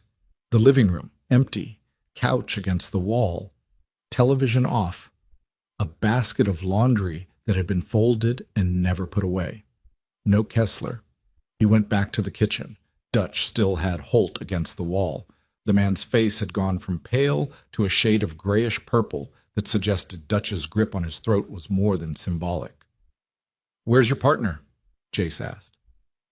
Holt's mouth opened, closed. His eyes moved to the left, involuntary. The primal directional reflex that the body makes when the brain processes a location it doesn't want to reveal. Left, toward the front of the house, the street. Jace turned toward the front window, pulled the curtain aside 1 inch. The sedan was still in the driveway, doors still open, engine still running, but there was a second vehicle now, parked across the street. An SUV, black, running lights off, and standing beside it, illuminated only by the ambient glow of a distant streetlight, was a man in a dark jacket talking into a phone. Not Kessler, someone else. Someone new. How many of you are there? Jace asked Holt. Holt said nothing. Dutch adjusted his grip. The wrist rotated another degree. Something in the joint made a sound like a stick being bent. 4, Holt gasped. 4 total. 2 here. 2 en route from the mine. The mine's 40 minutes away. They left an hour ago. The math hit Jace like a fist. They'd left an hour ago. Before the bikers extracted Silas, before the confrontation in the stairwell, before Kessler's speech over the speakers. Kessler had dispatched men to Cedar Street before the bikers even entered the facility.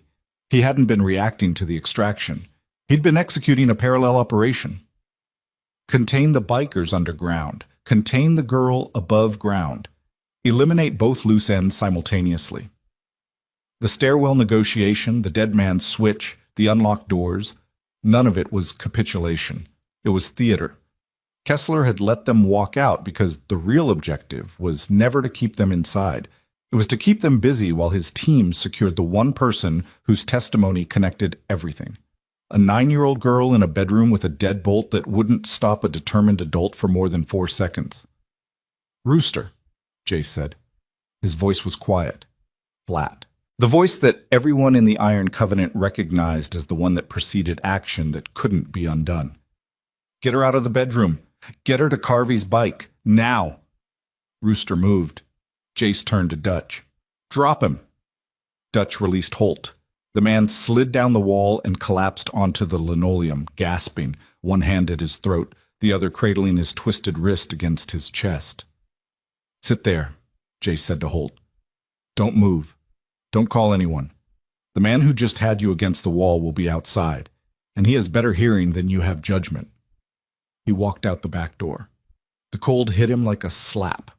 Not the gradual chill of riding through the night, but the immediate percussive cold of standing still in 27-degree air after a surge of adrenaline that had raised his body temperature to something approaching fever.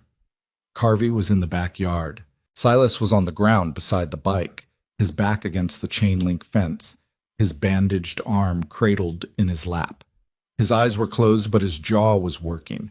The unconscious grinding of a man in pain who has decided that pain is not a sufficient reason to make noise. How is he? Jace asked. Dehydrated, malnourished. The arm wound is infected. I'd guess 3, maybe 4 days without a dressing change. He needs a hospital. IV fluids, antibiotics, imaging on the arm. Probably surgery. Carve's voice was clinical, precise. The voice of a man who processed horror by converting it into medical terminology. He's conscious and oriented, but he's running on fumes. Another hour without intervention, and we're dealing with septic shock. He gets intervention, but not yet. Jace, not yet. There are at least 2 more hostiles incoming, maybe already here. I need you mobile. Carvey looked at Silas, looked at Jace. The conflict was visible in his face. The medic fighting the soldier, the instinct to treat fighting the instinct to protect. It lasted half a second. Then the soldier won, because in that moment, protecting meant treating, and treating meant making sure the area was secure enough to treat in. I need 10 minutes with him before we move, Carvey said. IV access, fluid bolus, something for the pain. You've got 5. Carvey was already opening the med kit. Rooster came through the back door with Ember. The girl was wearing the same oversized coat. Her sketchbook was clutched to her chest. Her eyes were dry but enormous, the eyes of a child who has been abruptly introduced to the idea that the world contains people who would come to her house in the dark to make her disappear, and that the only barrier between her and that disappearance is a group of scarred men in leather who showed up on motorcycles. She saw Silas on the ground, stopped. Is that him? She whispered. The man from the picture? Yeah, Jace said. He's skinny. He's been away a long time. Is he going to be okay? Jace looked at Silas. The matted hair, the bandaged arm, the visible ribs beneath the stained shirt, the face that had aged 15 years in 18 months. He looked at the tally marks he'd seen on the wall and imagined the hand that had scratched each one, counting days the way a drowning man counts breaths, holding on to the ritual of numbering time, because letting go of the numbers meant letting go of the belief that time would eventually deliver him somewhere other than that concrete room. He's going to be okay, Jace said, and meant it as a vow, not a prediction. Bishop appeared from the side of the house. His face was tight. 2 vehicles approaching from the south, moving slow. No headlights. How far? 90 seconds, maybe less. Jace calculated. 4 bikers, 1 injured man who couldn't walk, 1 child, 4 Harleys. A residential street with 1 way in and 1 way out. 2 hostile vehicles incoming. At least 2 more operatives in or near the property. And a sheriff who was, at this very moment, either sleeping through it or actively monitoring it from behind his desk lamp and his closed blinds. The math was bad. The math was always bad. The math had been bad in Fallujah and Helmand and every other place where the numbers said die and the men said no. Dutch. Truck. Now. Take Ember and Silas. Drive north on Route 11. Don't stop until you reach the State Police Barracks in Millhaven. That's 42 miles. Call them from the road. Tell them everything. Dutch didn't argue. He scooped Silas off the ground like the man weighed nothing, which he nearly did, and carried him around the house to the truck. Carvey followed, holding the IV bag above his head, the line running to Silas's arm, the medic jogging sideways to keep the connection intact. Ember didn't move. Go, Jace said. What about you? We'll be right behind you. That's what people say when they're not coming. The sentence hit him so hard he had to close his eyes for a moment. When he opened them, the girl was staring at him with an expression that had no right to exist on a 9-year-old face. The expression of someone who had been lied to by every adult she'd ever trusted and had developed the ability to detect the structural integrity of a promise the way an engineer detects the structural integrity of a bridge. I am coming, Jace said. I promise. Promises break. Mine don't. She studied him for another half-second. Then she turned and ran around the house toward Dutch's truck. Her footsteps were light on the frozen ground.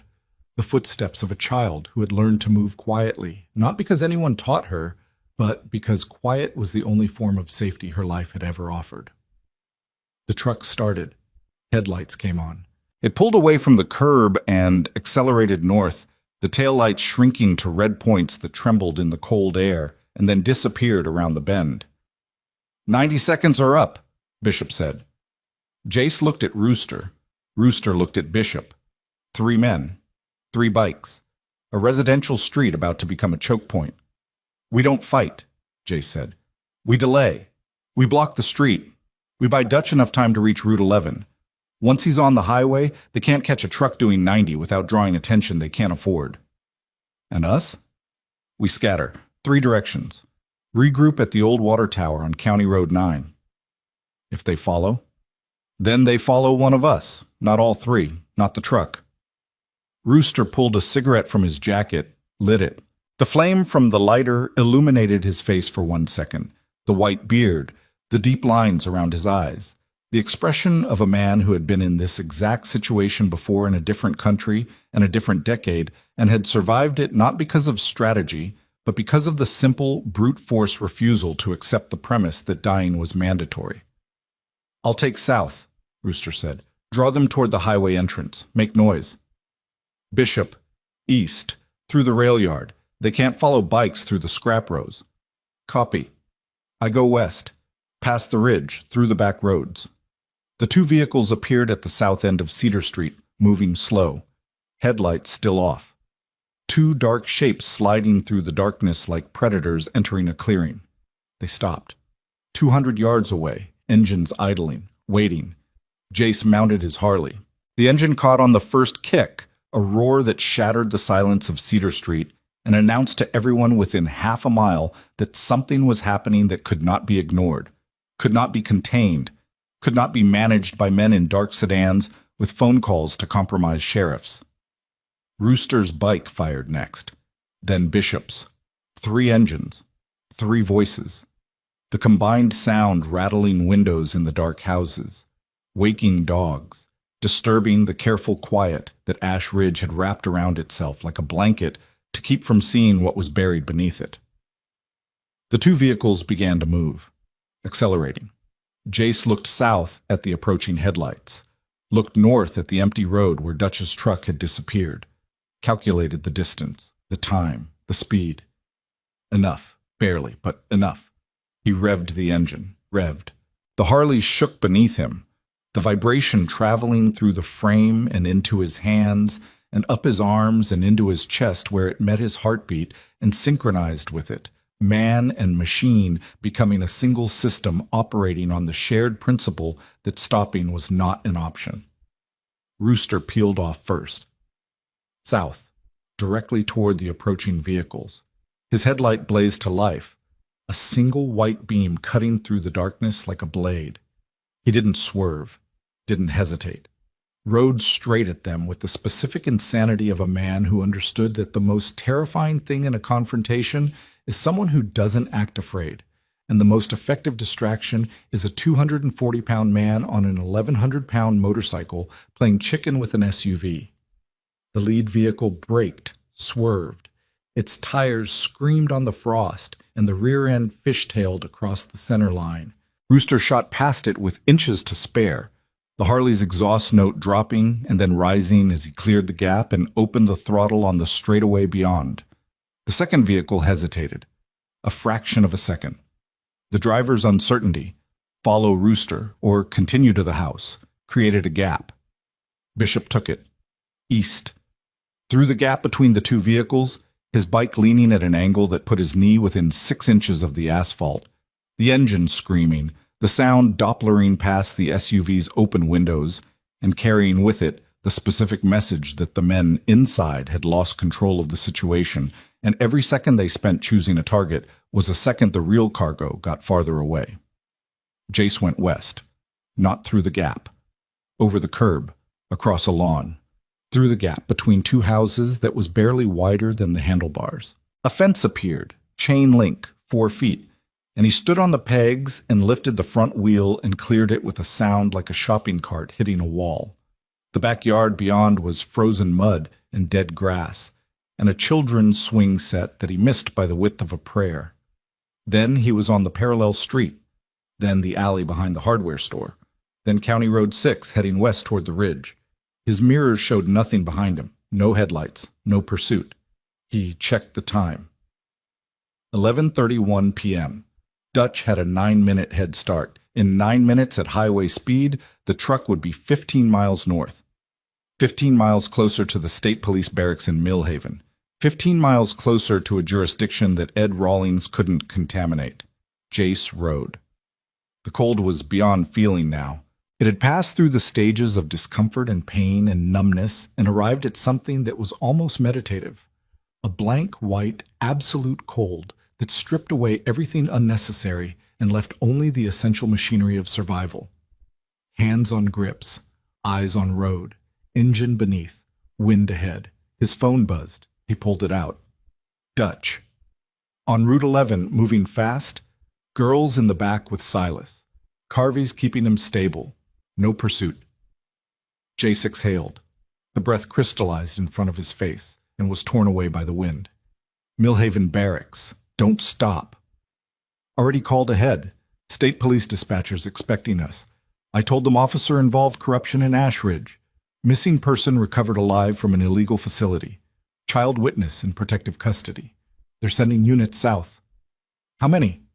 She said 4 cars, plus a detective unit. ETA? She said 30 minutes to the barracks, 45 to Ashridge. 45 minutes. Jace held the number in his mind like a burning coal. 45 minutes until jurisdiction shifted. 45 minutes until Kessler's closed system cracked open. 45 minutes until the managed neglect that had kept a man imprisoned under a mountain for a year and a half met the first external force capable of dismantling it, if the evidence held, if the GPS data was intact, if Silas could testify, if the state police acted before Kessler sanitized the facility and disappeared into whatever network had placed him there. If Jace reached the old water tower on County Road 9 at 11:47 p.m. Bishop was already there, his bike parked behind the concrete base, his body pressed against the tower's rusted steel leg, his breath visible in short white bursts. "You okay?" Jace asked. Clipped a guardrail on the turn past the rail yard, scraped the saddlebag. Bike's fine. I'm fine. They waited. 3 minutes, 5, 7. Jace's chest tightened with each passing minute. Rooster had gone south, directly toward the 2 vehicles, the most dangerous route, the distraction play, the one designed to absorb maximum attention and maximum risk so that everyone else could get clear. The one Rooster had volunteered for without hesitation because that was who Rooster was. A man who walked toward the thing that everyone else ran from. Not because he wasn't afraid, but because his fear had never once in 56 years been sufficient reason to let someone else take the hit. 9 minutes. Then, sound. Distant. The unmistakable low-frequency rumble of a Harley engine at high RPM, coming from the south, getting louder. A single headlight appeared on County Road 9, wobbling slightly, moving fast. Rooster pulled up to the water tower and killed the engine. He sat on the bike for a long moment without moving. Then he pulled off his gloves and Jace saw that his hands were shaking. Not the Kandahar tremor, something else. Adrenaline aftershock. The involuntary response of a nervous system that had just processed a near-death experience and was now presenting the invoice. "They followed me for 2 miles, Rooster said. His voice was steady but thin. SUV, fast. Better driver than I expected. I took the switchbacks above the quarry. He couldn't make the turns." "Did he see your face?" "Doesn't matter. He'll know the bike. He'll know the cut." Rooster looked at Jace. His eyes were wet. Not crying, just the physiological response to 40-degree air hitting corneas at high speed for 11 consecutive minutes. "Dutch?" "On Route 11, 15 miles north. State police are rolling."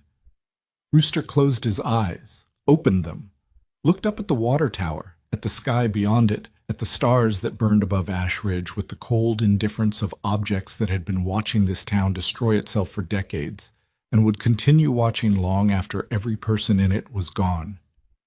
"We did it," he said. "Not yet. Not until Silas is in a hospital and the state police are inside that mine." "We got him out, Jace. We got him out of the ground." The words landed in Jace's chest and stayed there. He didn't respond. Couldn't. because the space between getting Silas out of the ground and getting Silas safe was still filled with 45 minutes of uncertainty, and a network of armed men who had just lost their most valuable prisoner and their most protected secret on the same night. His phone buzzed again. Dutch. Jace, problem. The word dropped through Jace's stomach like a stone through water. What? Roadblock. Route 11, 2 miles south of the barracks. Ash Ridge Sheriff's cruiser, lights on, blocking both lanes.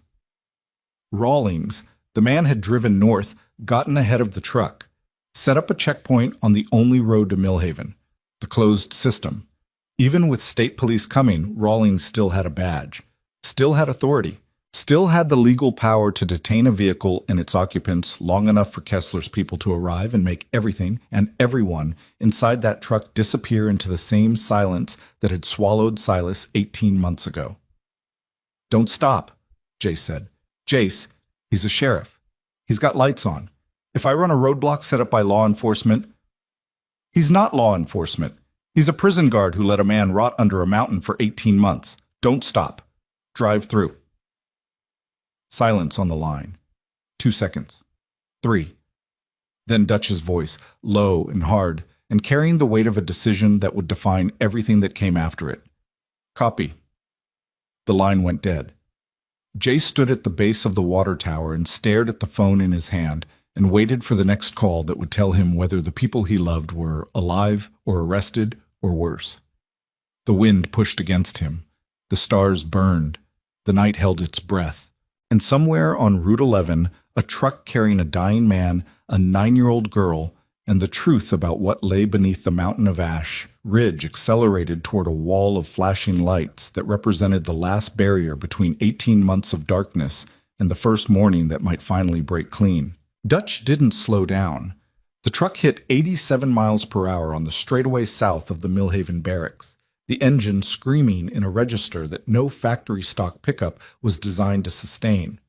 The headlights cutting 2 white corridors through the darkness that ended at the flashing blue and red wall of Sheriff Ed Rawlings's cruiser, parked diagonally across both lanes of Route 11. In the back seat, Carvey pressed Silas flat against the bench and covered the man's body with his own. Ember was on the floor behind the passenger seat, wedged into the space between the seat frame and the door panel, her sketchbook still clutched against her chest, her eyes closed, her lips moving without sound, counting maybe, or simply repeating something to herself that she needed to believe was true. Dutch saw the cruiser, saw the lights, saw the silhouette of Rawlings standing beside the driver's door with one hand raised and the other resting on his holstered sidearm, the posture of a man who expected the vehicle approaching him to stop because vehicles had always stopped for him, because the badge on his chest and the lights on his roof had always been sufficient to enforce the particular version of order that he'd been paid to maintain. Dutch aimed for the gap between the cruiser's rear bumper and the guardrail. It was narrow, 3 feet, maybe 3.5. The truck's mirrors wouldn't clear. The passenger side would scrape. The impact would be loud and violent and would either push the cruiser far enough to widen the gap or catch the truck's front quarter panel and spin both vehicles into the ditch. He didn't care. The man in the back seat had spent 18 months in a concrete box because this sheriff had agreed to look the other way. The girl on the floor had been targeted for elimination because this sheriff's cooperation had allowed a criminal operation to function without oversight. Every day Silas had scratched into that wall, every meal Ember had eaten alone, every lie Rawlings had told or tolerated or silently endorsed, all of it was compressed into the 30 yards of asphalt between the truck's front bumper and the gap that shouldn't have been wide enough but was going to be, because Dutch was going to make it be. Rawlings saw the truck wasn't stopping. His hand came off the holster. Both hands went up.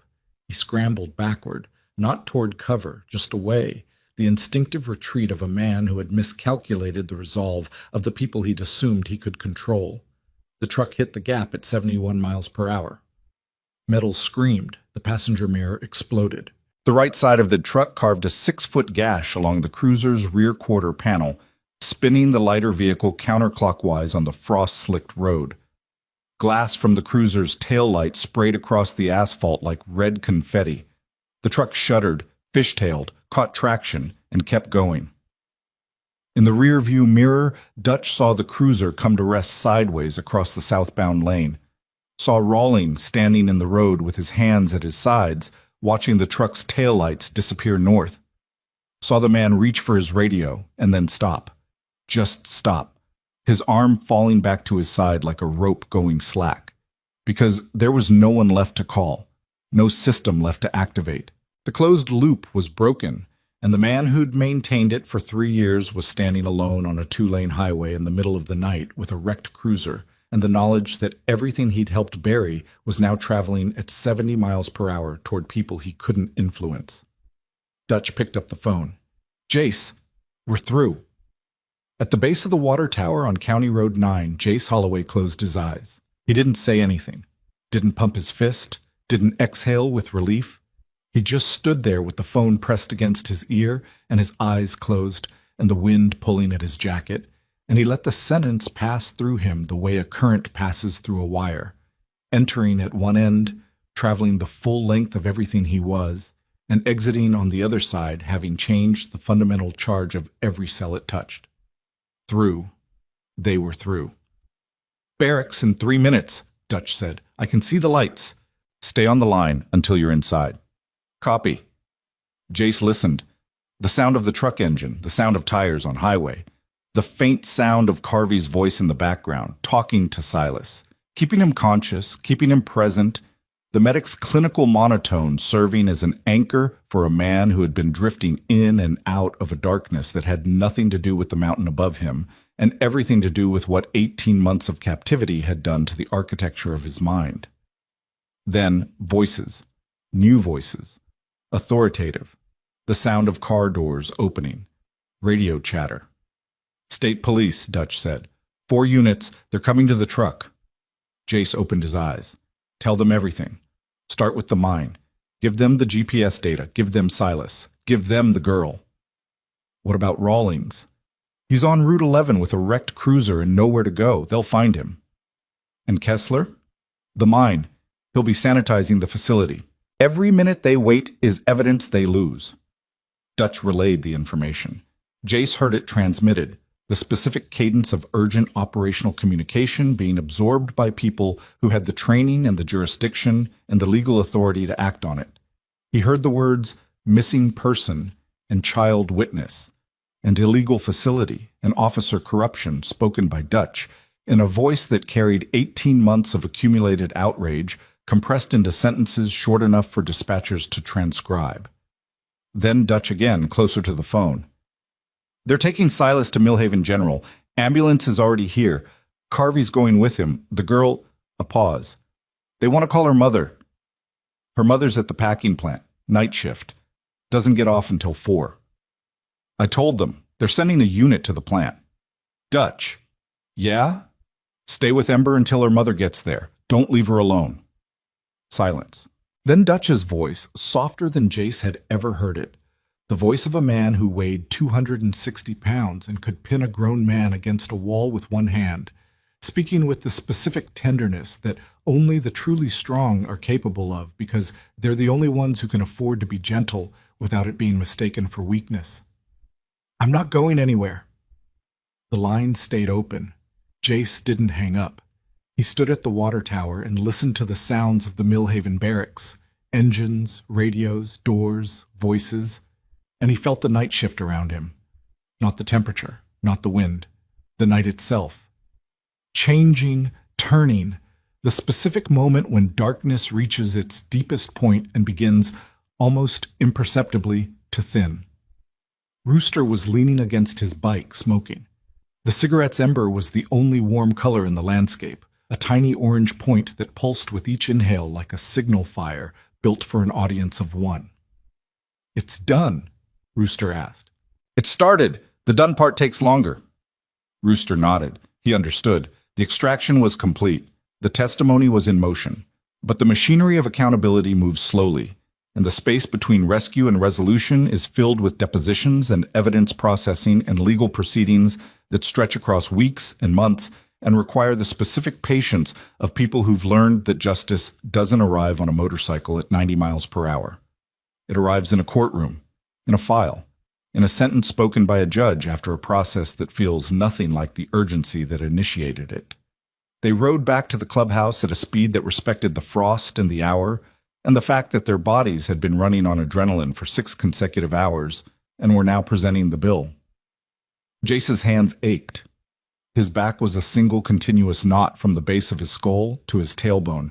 His eyes burned with the gritty sandpaper fatigue of a man who hadn't slept in over 40 hours and was now operating on the thin, brittle energy that the human body manufactures when all other reserves are depleted. The last resort fuel that keeps the machine running but charges compound interest on every minute of borrowed function. The clubhouse was cold when they arrived. The stove had burned down to white ash. The fluorescent lights buzzed their tuneless hymn. The coffee pot sat empty on the counter, and the topographic map was still spread across the table, weighted at the corners by objects that now felt like relics from a different era. The ashtray, the socket wrench, the coffee mug. The GPS tracker was gone. Bishop had it. He'd already handed it to the state police along with the cloned data and a written summary of everything the Iron Covenant had documented over the past 36 hours. Bishop's report was 7 pages long, handwritten in the precise block lettering he'd used for field intelligence in Helmand Province, each fact numbered, each timeline entry cross-referenced, each name spelled correctly. The state police detective who received it would later describe it as the most organized civilian witness statement he'd encountered in 22 years of service. Jace sat in his chair. Rooster sat in his. Bishop sat in his. The fourth chair, Silas's chair, remained empty. But its emptiness had changed. It was no longer the vacancy left by a man who was gone. It was the space held for a man who was coming back. Nobody spoke for a long time. The ash in the stove settled with a sound like whispered conversation. The wind outside had died. The silence that replaced it was not the tense, pressurized silence of the past 2 days, but something older and more fundamental. The silence that follows the breaking of a storm, when the air clears and the ground is still wet, and the world has the particular stillness of a thing that has survived what it was not certain it could survive.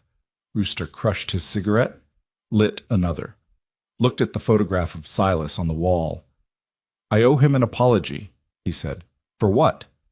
"For believing the cave-in, for accepting it, for not going back." "We all accepted it. I was the senior man. I should have questioned it harder, should have pushed back on the sheriff's report, should have doesn't live here," Jace said. "Not tonight." Rooster looked at him. The old man's eyes were red-rimmed and wet, and this time it wasn't the wind.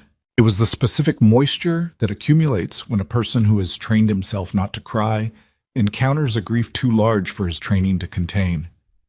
He was down there, Jace, for 547 days, in a box, and I was up here, drinking coffee, telling stories about him like he was already a memory. So was I. That doesn't make it better. No, it doesn't. But it makes it shared, and shared weight is the only kind that doesn't break you. Rooster didn't answer. He smoked.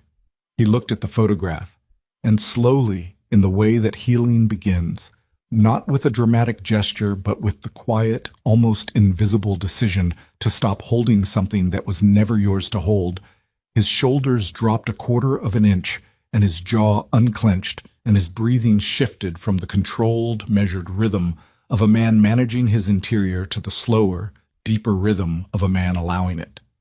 The hours passed. At 2:30 a.m., Bishop's phone rang. The state police had reached the mine. The entrance to Ventilation Tunnel 4 had been partially sealed, fresh concrete poured over the gap in the boards, still wet when the officers arrived. But the concrete hadn't cured, and the tunnel beyond it was intact. The officers entered with a tactical team and found the facility exactly as the bikers had described it. The steel doors, the generator, the corridors, the storage rooms. Most of the equipment had been removed. The crates were gone. The laptop was gone. The paperwork was gone. But they found the cell. They found the cot, the bucket, the fluorescent tube behind the wire cage, and the wall. The wall with its 547 tally marks scratched into concrete by a man who refused to let his days pass uncounted because counting them was the last act of agency available to him, the final proof that he existed in time. And that time, eventually, would deliver him somewhere other than where he was. The state police photographer documented every mark. Each one would become evidence. Each one represented a day that a man had been held against his will while a sheriff 2 miles away cashed checks and answered phone calls and maintained the specific brand of willful ignorance that allows evil to operate in plain sight. At 3:15 a.m., Rawlings was arrested at his home. He was sitting in his kitchen when the officers arrived. The coffee maker was on. His badge was on the table. He didn't resist, didn't speak.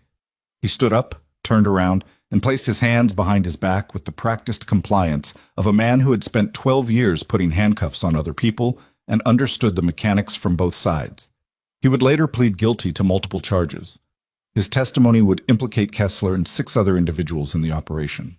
The network that had used the mountain as a transit point for weapons components and classified documents would be dismantled over the following months in a series of federal investigations that would never make national news because the people involved were the kind of people who could ensure that their exposure remained local and their names remained redacted. Kessler was apprehended 3 days later at a motel in a town 90 miles south. He was carrying 2 passports, a laptop with an encrypted hard drive, and $11,000 in cash. He did not go quietly. The arrest required 4 officers and resulted in minor injuries to 2 of them. In custody, he said nothing. He would continue to say nothing throughout his trial, his sentencing, and his transport to a federal facility where the silence he'd weaponized against Silas would become the only environment available to him for the next 23 years. Holt cooperated, gave names, gave routes, gave dates. His testimony would prove essential to the federal case and would earn him a reduced sentence that he would serve in a minimum security facility where the food was better than anything Silas had eaten in 18 months, and the irony of that disparity would not be lost on anyone who followed the proceedings. But all of that was later, weeks later, months later, the slow machinery of justice turning at its own speed, indifferent to the urgency that had started it. In the immediate aftermath, in the hours between the extraction and the dawn, there was only the clubhouse, the stove, the empty coffee pot. 3 men in leather cuts sitting in the silence of a room that had been the headquarters of their grief for 18 months and was now, slowly, becoming something else. Dawn came at 6:47 a.m. Jace watched it through the east window. The light didn't arrive dramatically. No golden sunrise. No cinematic breakthrough of color through clouds. Just a gradual, gray, honest lightening of the sky that turned the mountains from black to charcoal to the deep blue-green of pine forests emerging from darkness. The frost on the gravel parking lot caught the first light and held it, transforming the ground into a field of tiny reflections that looked, from the right angle, like a constellation that had fallen to earth and was waiting to be picked up. His phone rang. Carvey. He's stable. IV antibiotics, fluid resuscitation. The arm wound needed debridement. Infection was deep but contained. Surgeon says he keeps the arm. Full function with rehab. Is he conscious? In and out. Lucid when he's up. Asked about the club. Asked about his daughter. Jace's throat tightened. He swallowed against it. Tell him we're coming. Jace, he asked about you specifically. He said... Carvey paused.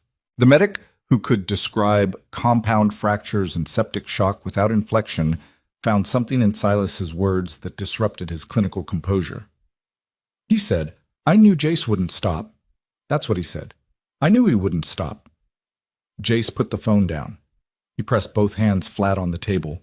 He looked at the wood grain, at the coffee rings, at the scratches and burns and accumulated damage of years of men sitting at this table making decisions that ranged from the mundane to the life-altering, and he breathed. Just breathed. Because Silas was wrong. Jace had stopped. For 18 months he had stopped. He had accepted the cave-in, accepted the funeral, accepted the empty chair. He had stopped looking because looking hurt, and stopping was easier. And the story the world told him, that Silas was gone, that the mountain had taken him, that grief was the appropriate response, was a story that required less of him than the truth. The truth required digging. The truth required doubt. The truth required a man to look at the official version of events and say, "This isn't enough, and I won't stop until I know." A 9-year-old girl had done that, not Jace, not Rooster, not any of the men who wore the Iron Covenant patch and called themselves brothers. A child who ate dinner alone and explored abandoned places because nobody was watching her and nobody cared where she went had done the thing that grown men trained in combat and hardened by loss had failed to do. She had remained curious, and her curiosity had saved a man's life. Jace rode to Millhaven General at 8 o'clock that morning. The highway was clear. The roadblock was gone. Rawlings's cruiser had been towed. The only evidence of the night's events was a 6-foot scrape of blue paint on the guardrail where Dutch's truck had grazed the cruiser, and even that would be gone after the next rain. The hospital was a 3-story building on the north edge of Millhaven, surrounded by a parking lot that was already filling with the morning shift. Jace parked the Harley near the entrance. The engine ticked as it cooled. The sound was familiar. The mechanical heartbeat that followed every ride, the machine's way of transitioning from motion to stillness. He'd heard it 10,000 times, but this morning it sounded different, gentler, like an exhale after a breath held too long. Dutch's truck was in the lot. So was a state police cruiser, and a small car that Jace didn't recognize. A 10-year-old sedan with a dented fender and a child's car seat visible through the rear window. Inside, he found Dutch in the waiting area on the second floor. The big man was sitting in a plastic chair that was 3 sizes too small for him, his leather cut draped over the back, his hands wrapped around a paper cup of coffee that had long since gone cold. He looked exhausted. The deep-bone exhaustion of a man who had driven through a police roadblock, delivered a dying man and a frightened child to safety, and then sat in a hospital waiting room for 6 hours because he'd promised not to leave. "Her mom's here," Dutch said. "Got in about an hour ago. She's in with Ember now." "How is she, the mom?" "Angry, scared, confused.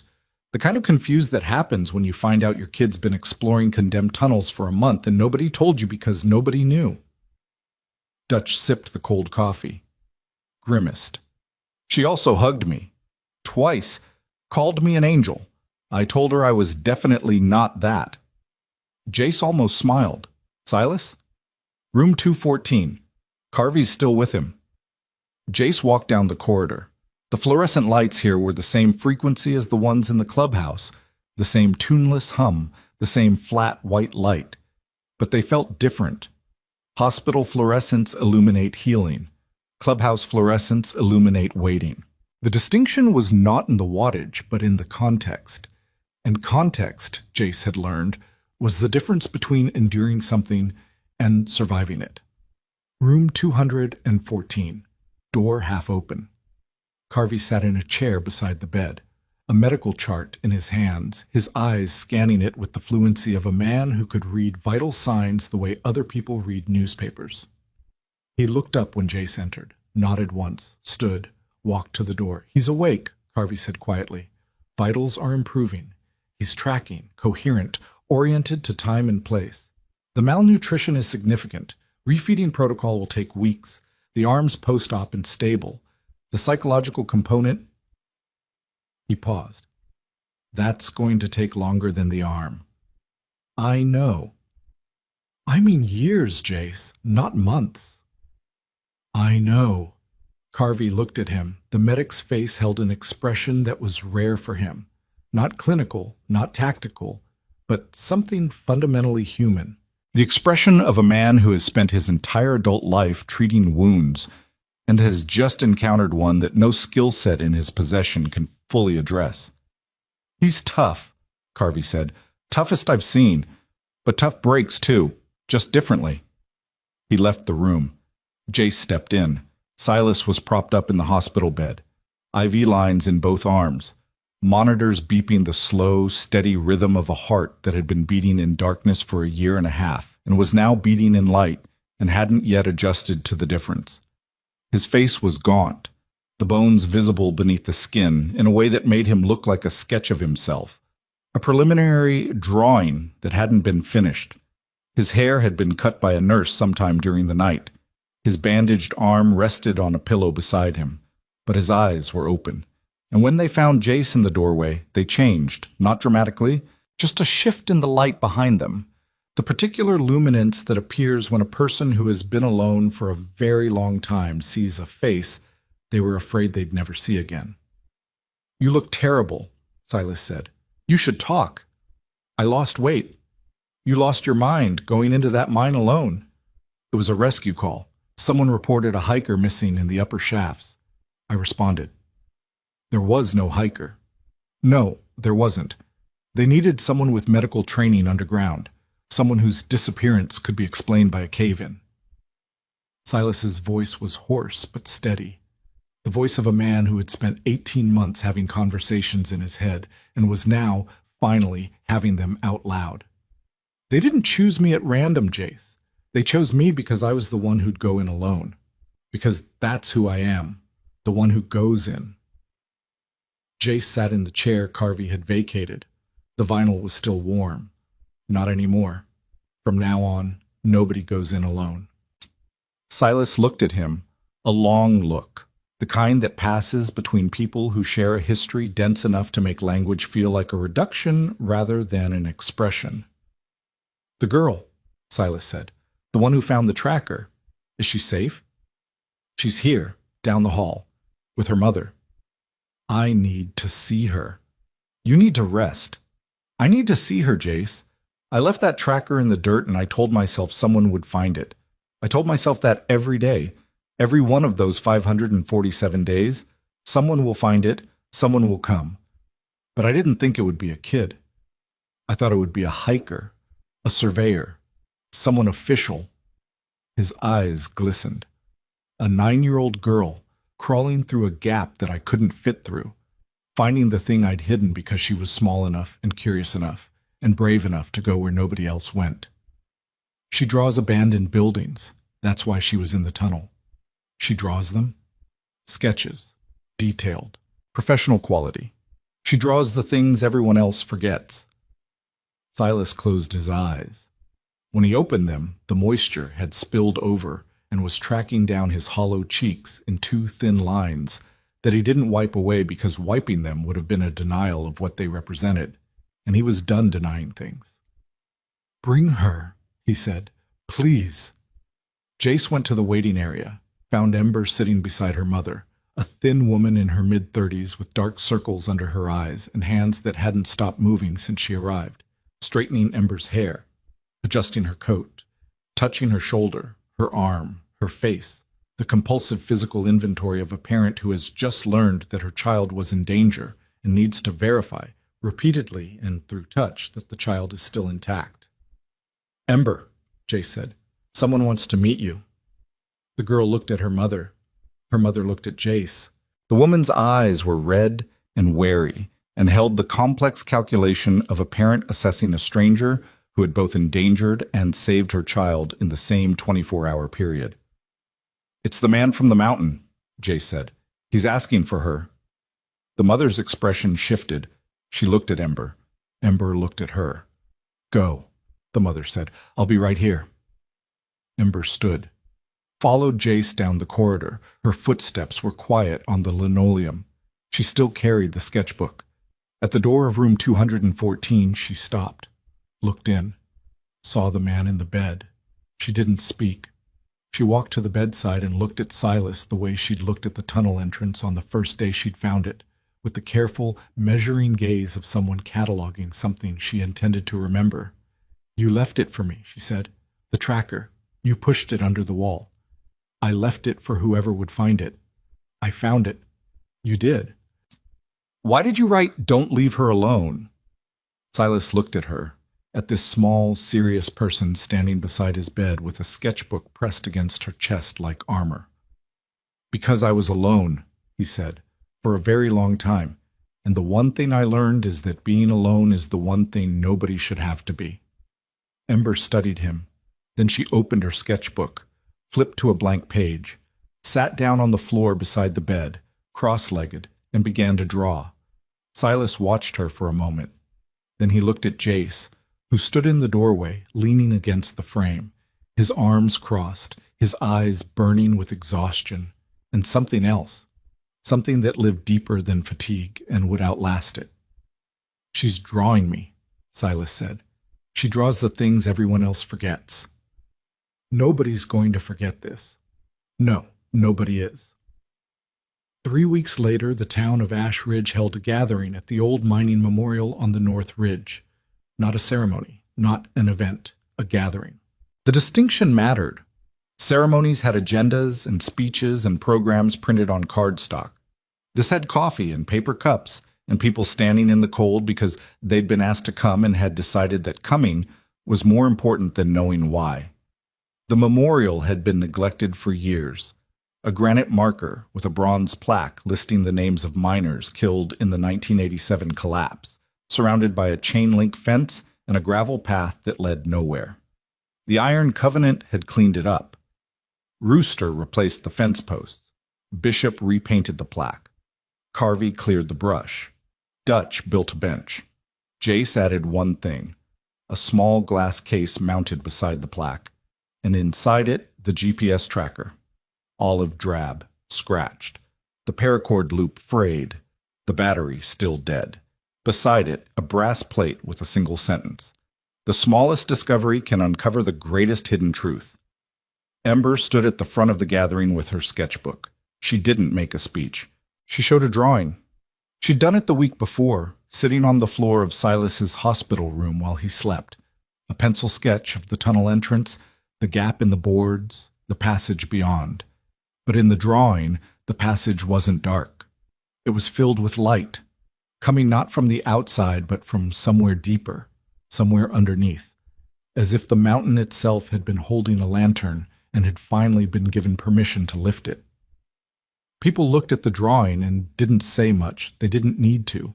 The drawing said what drawings say when words are too small and silence is too large, and the space between them can only be filled by something a 9-year-old puts on paper because she hasn't yet learned that the world doesn't work the way she draws it. After the gathering, the bikers rode. Not fast, not with purpose, just rode. 5 bikes now. Jace, Rooster, Carvey, Bishop, and Silas, who had been cleared for light riding 3 days earlier and who sat on his Harley for the first time in 18 months with his hands on the grips and his eyes on the road and his body remembering what his mind had never forgotten, the specific sensation of forward motion, of wind and engine, and the road unspooling beneath you like a promise that the next mile will be different from the last. They rode past the diner, past the salvage yard, past the clubhouse with its corrugated walls and its buzzing lights and its table with 5 chairs that were, for the first time in 18 months, all occupied during the same week. They rode up County Road 9, past the water tower, along the ridge where the tree line opened, and the mountains spread out beneath the evening sky in a cascade of green and gray and deep purple shadow. The sun was going down. The light was the color of copper and old honey, and it touched the tops of the trees and the surface of the road and the leather on the bikers' backs with the particular warmth that October gives as an apology for everything it's about to take away. Jace rode at the front, Silas beside him, the others behind. At the top of the ridge, Jace slowed, stopped, killed the engine. The others stopped beside him, 5 bikes, 5 men. The sound of the engines dying was replaced by the sound of wind and the distant call of a bird and the specific enormous silence of a landscape that has been witness to terrible things and beautiful things and has not chosen sides because landscapes don't choose sides. They simply hold whatever is placed upon them and wait. Jace looked at the mountains, at the sky, at the road behind them and the road ahead. He didn't say anything. He didn't need to.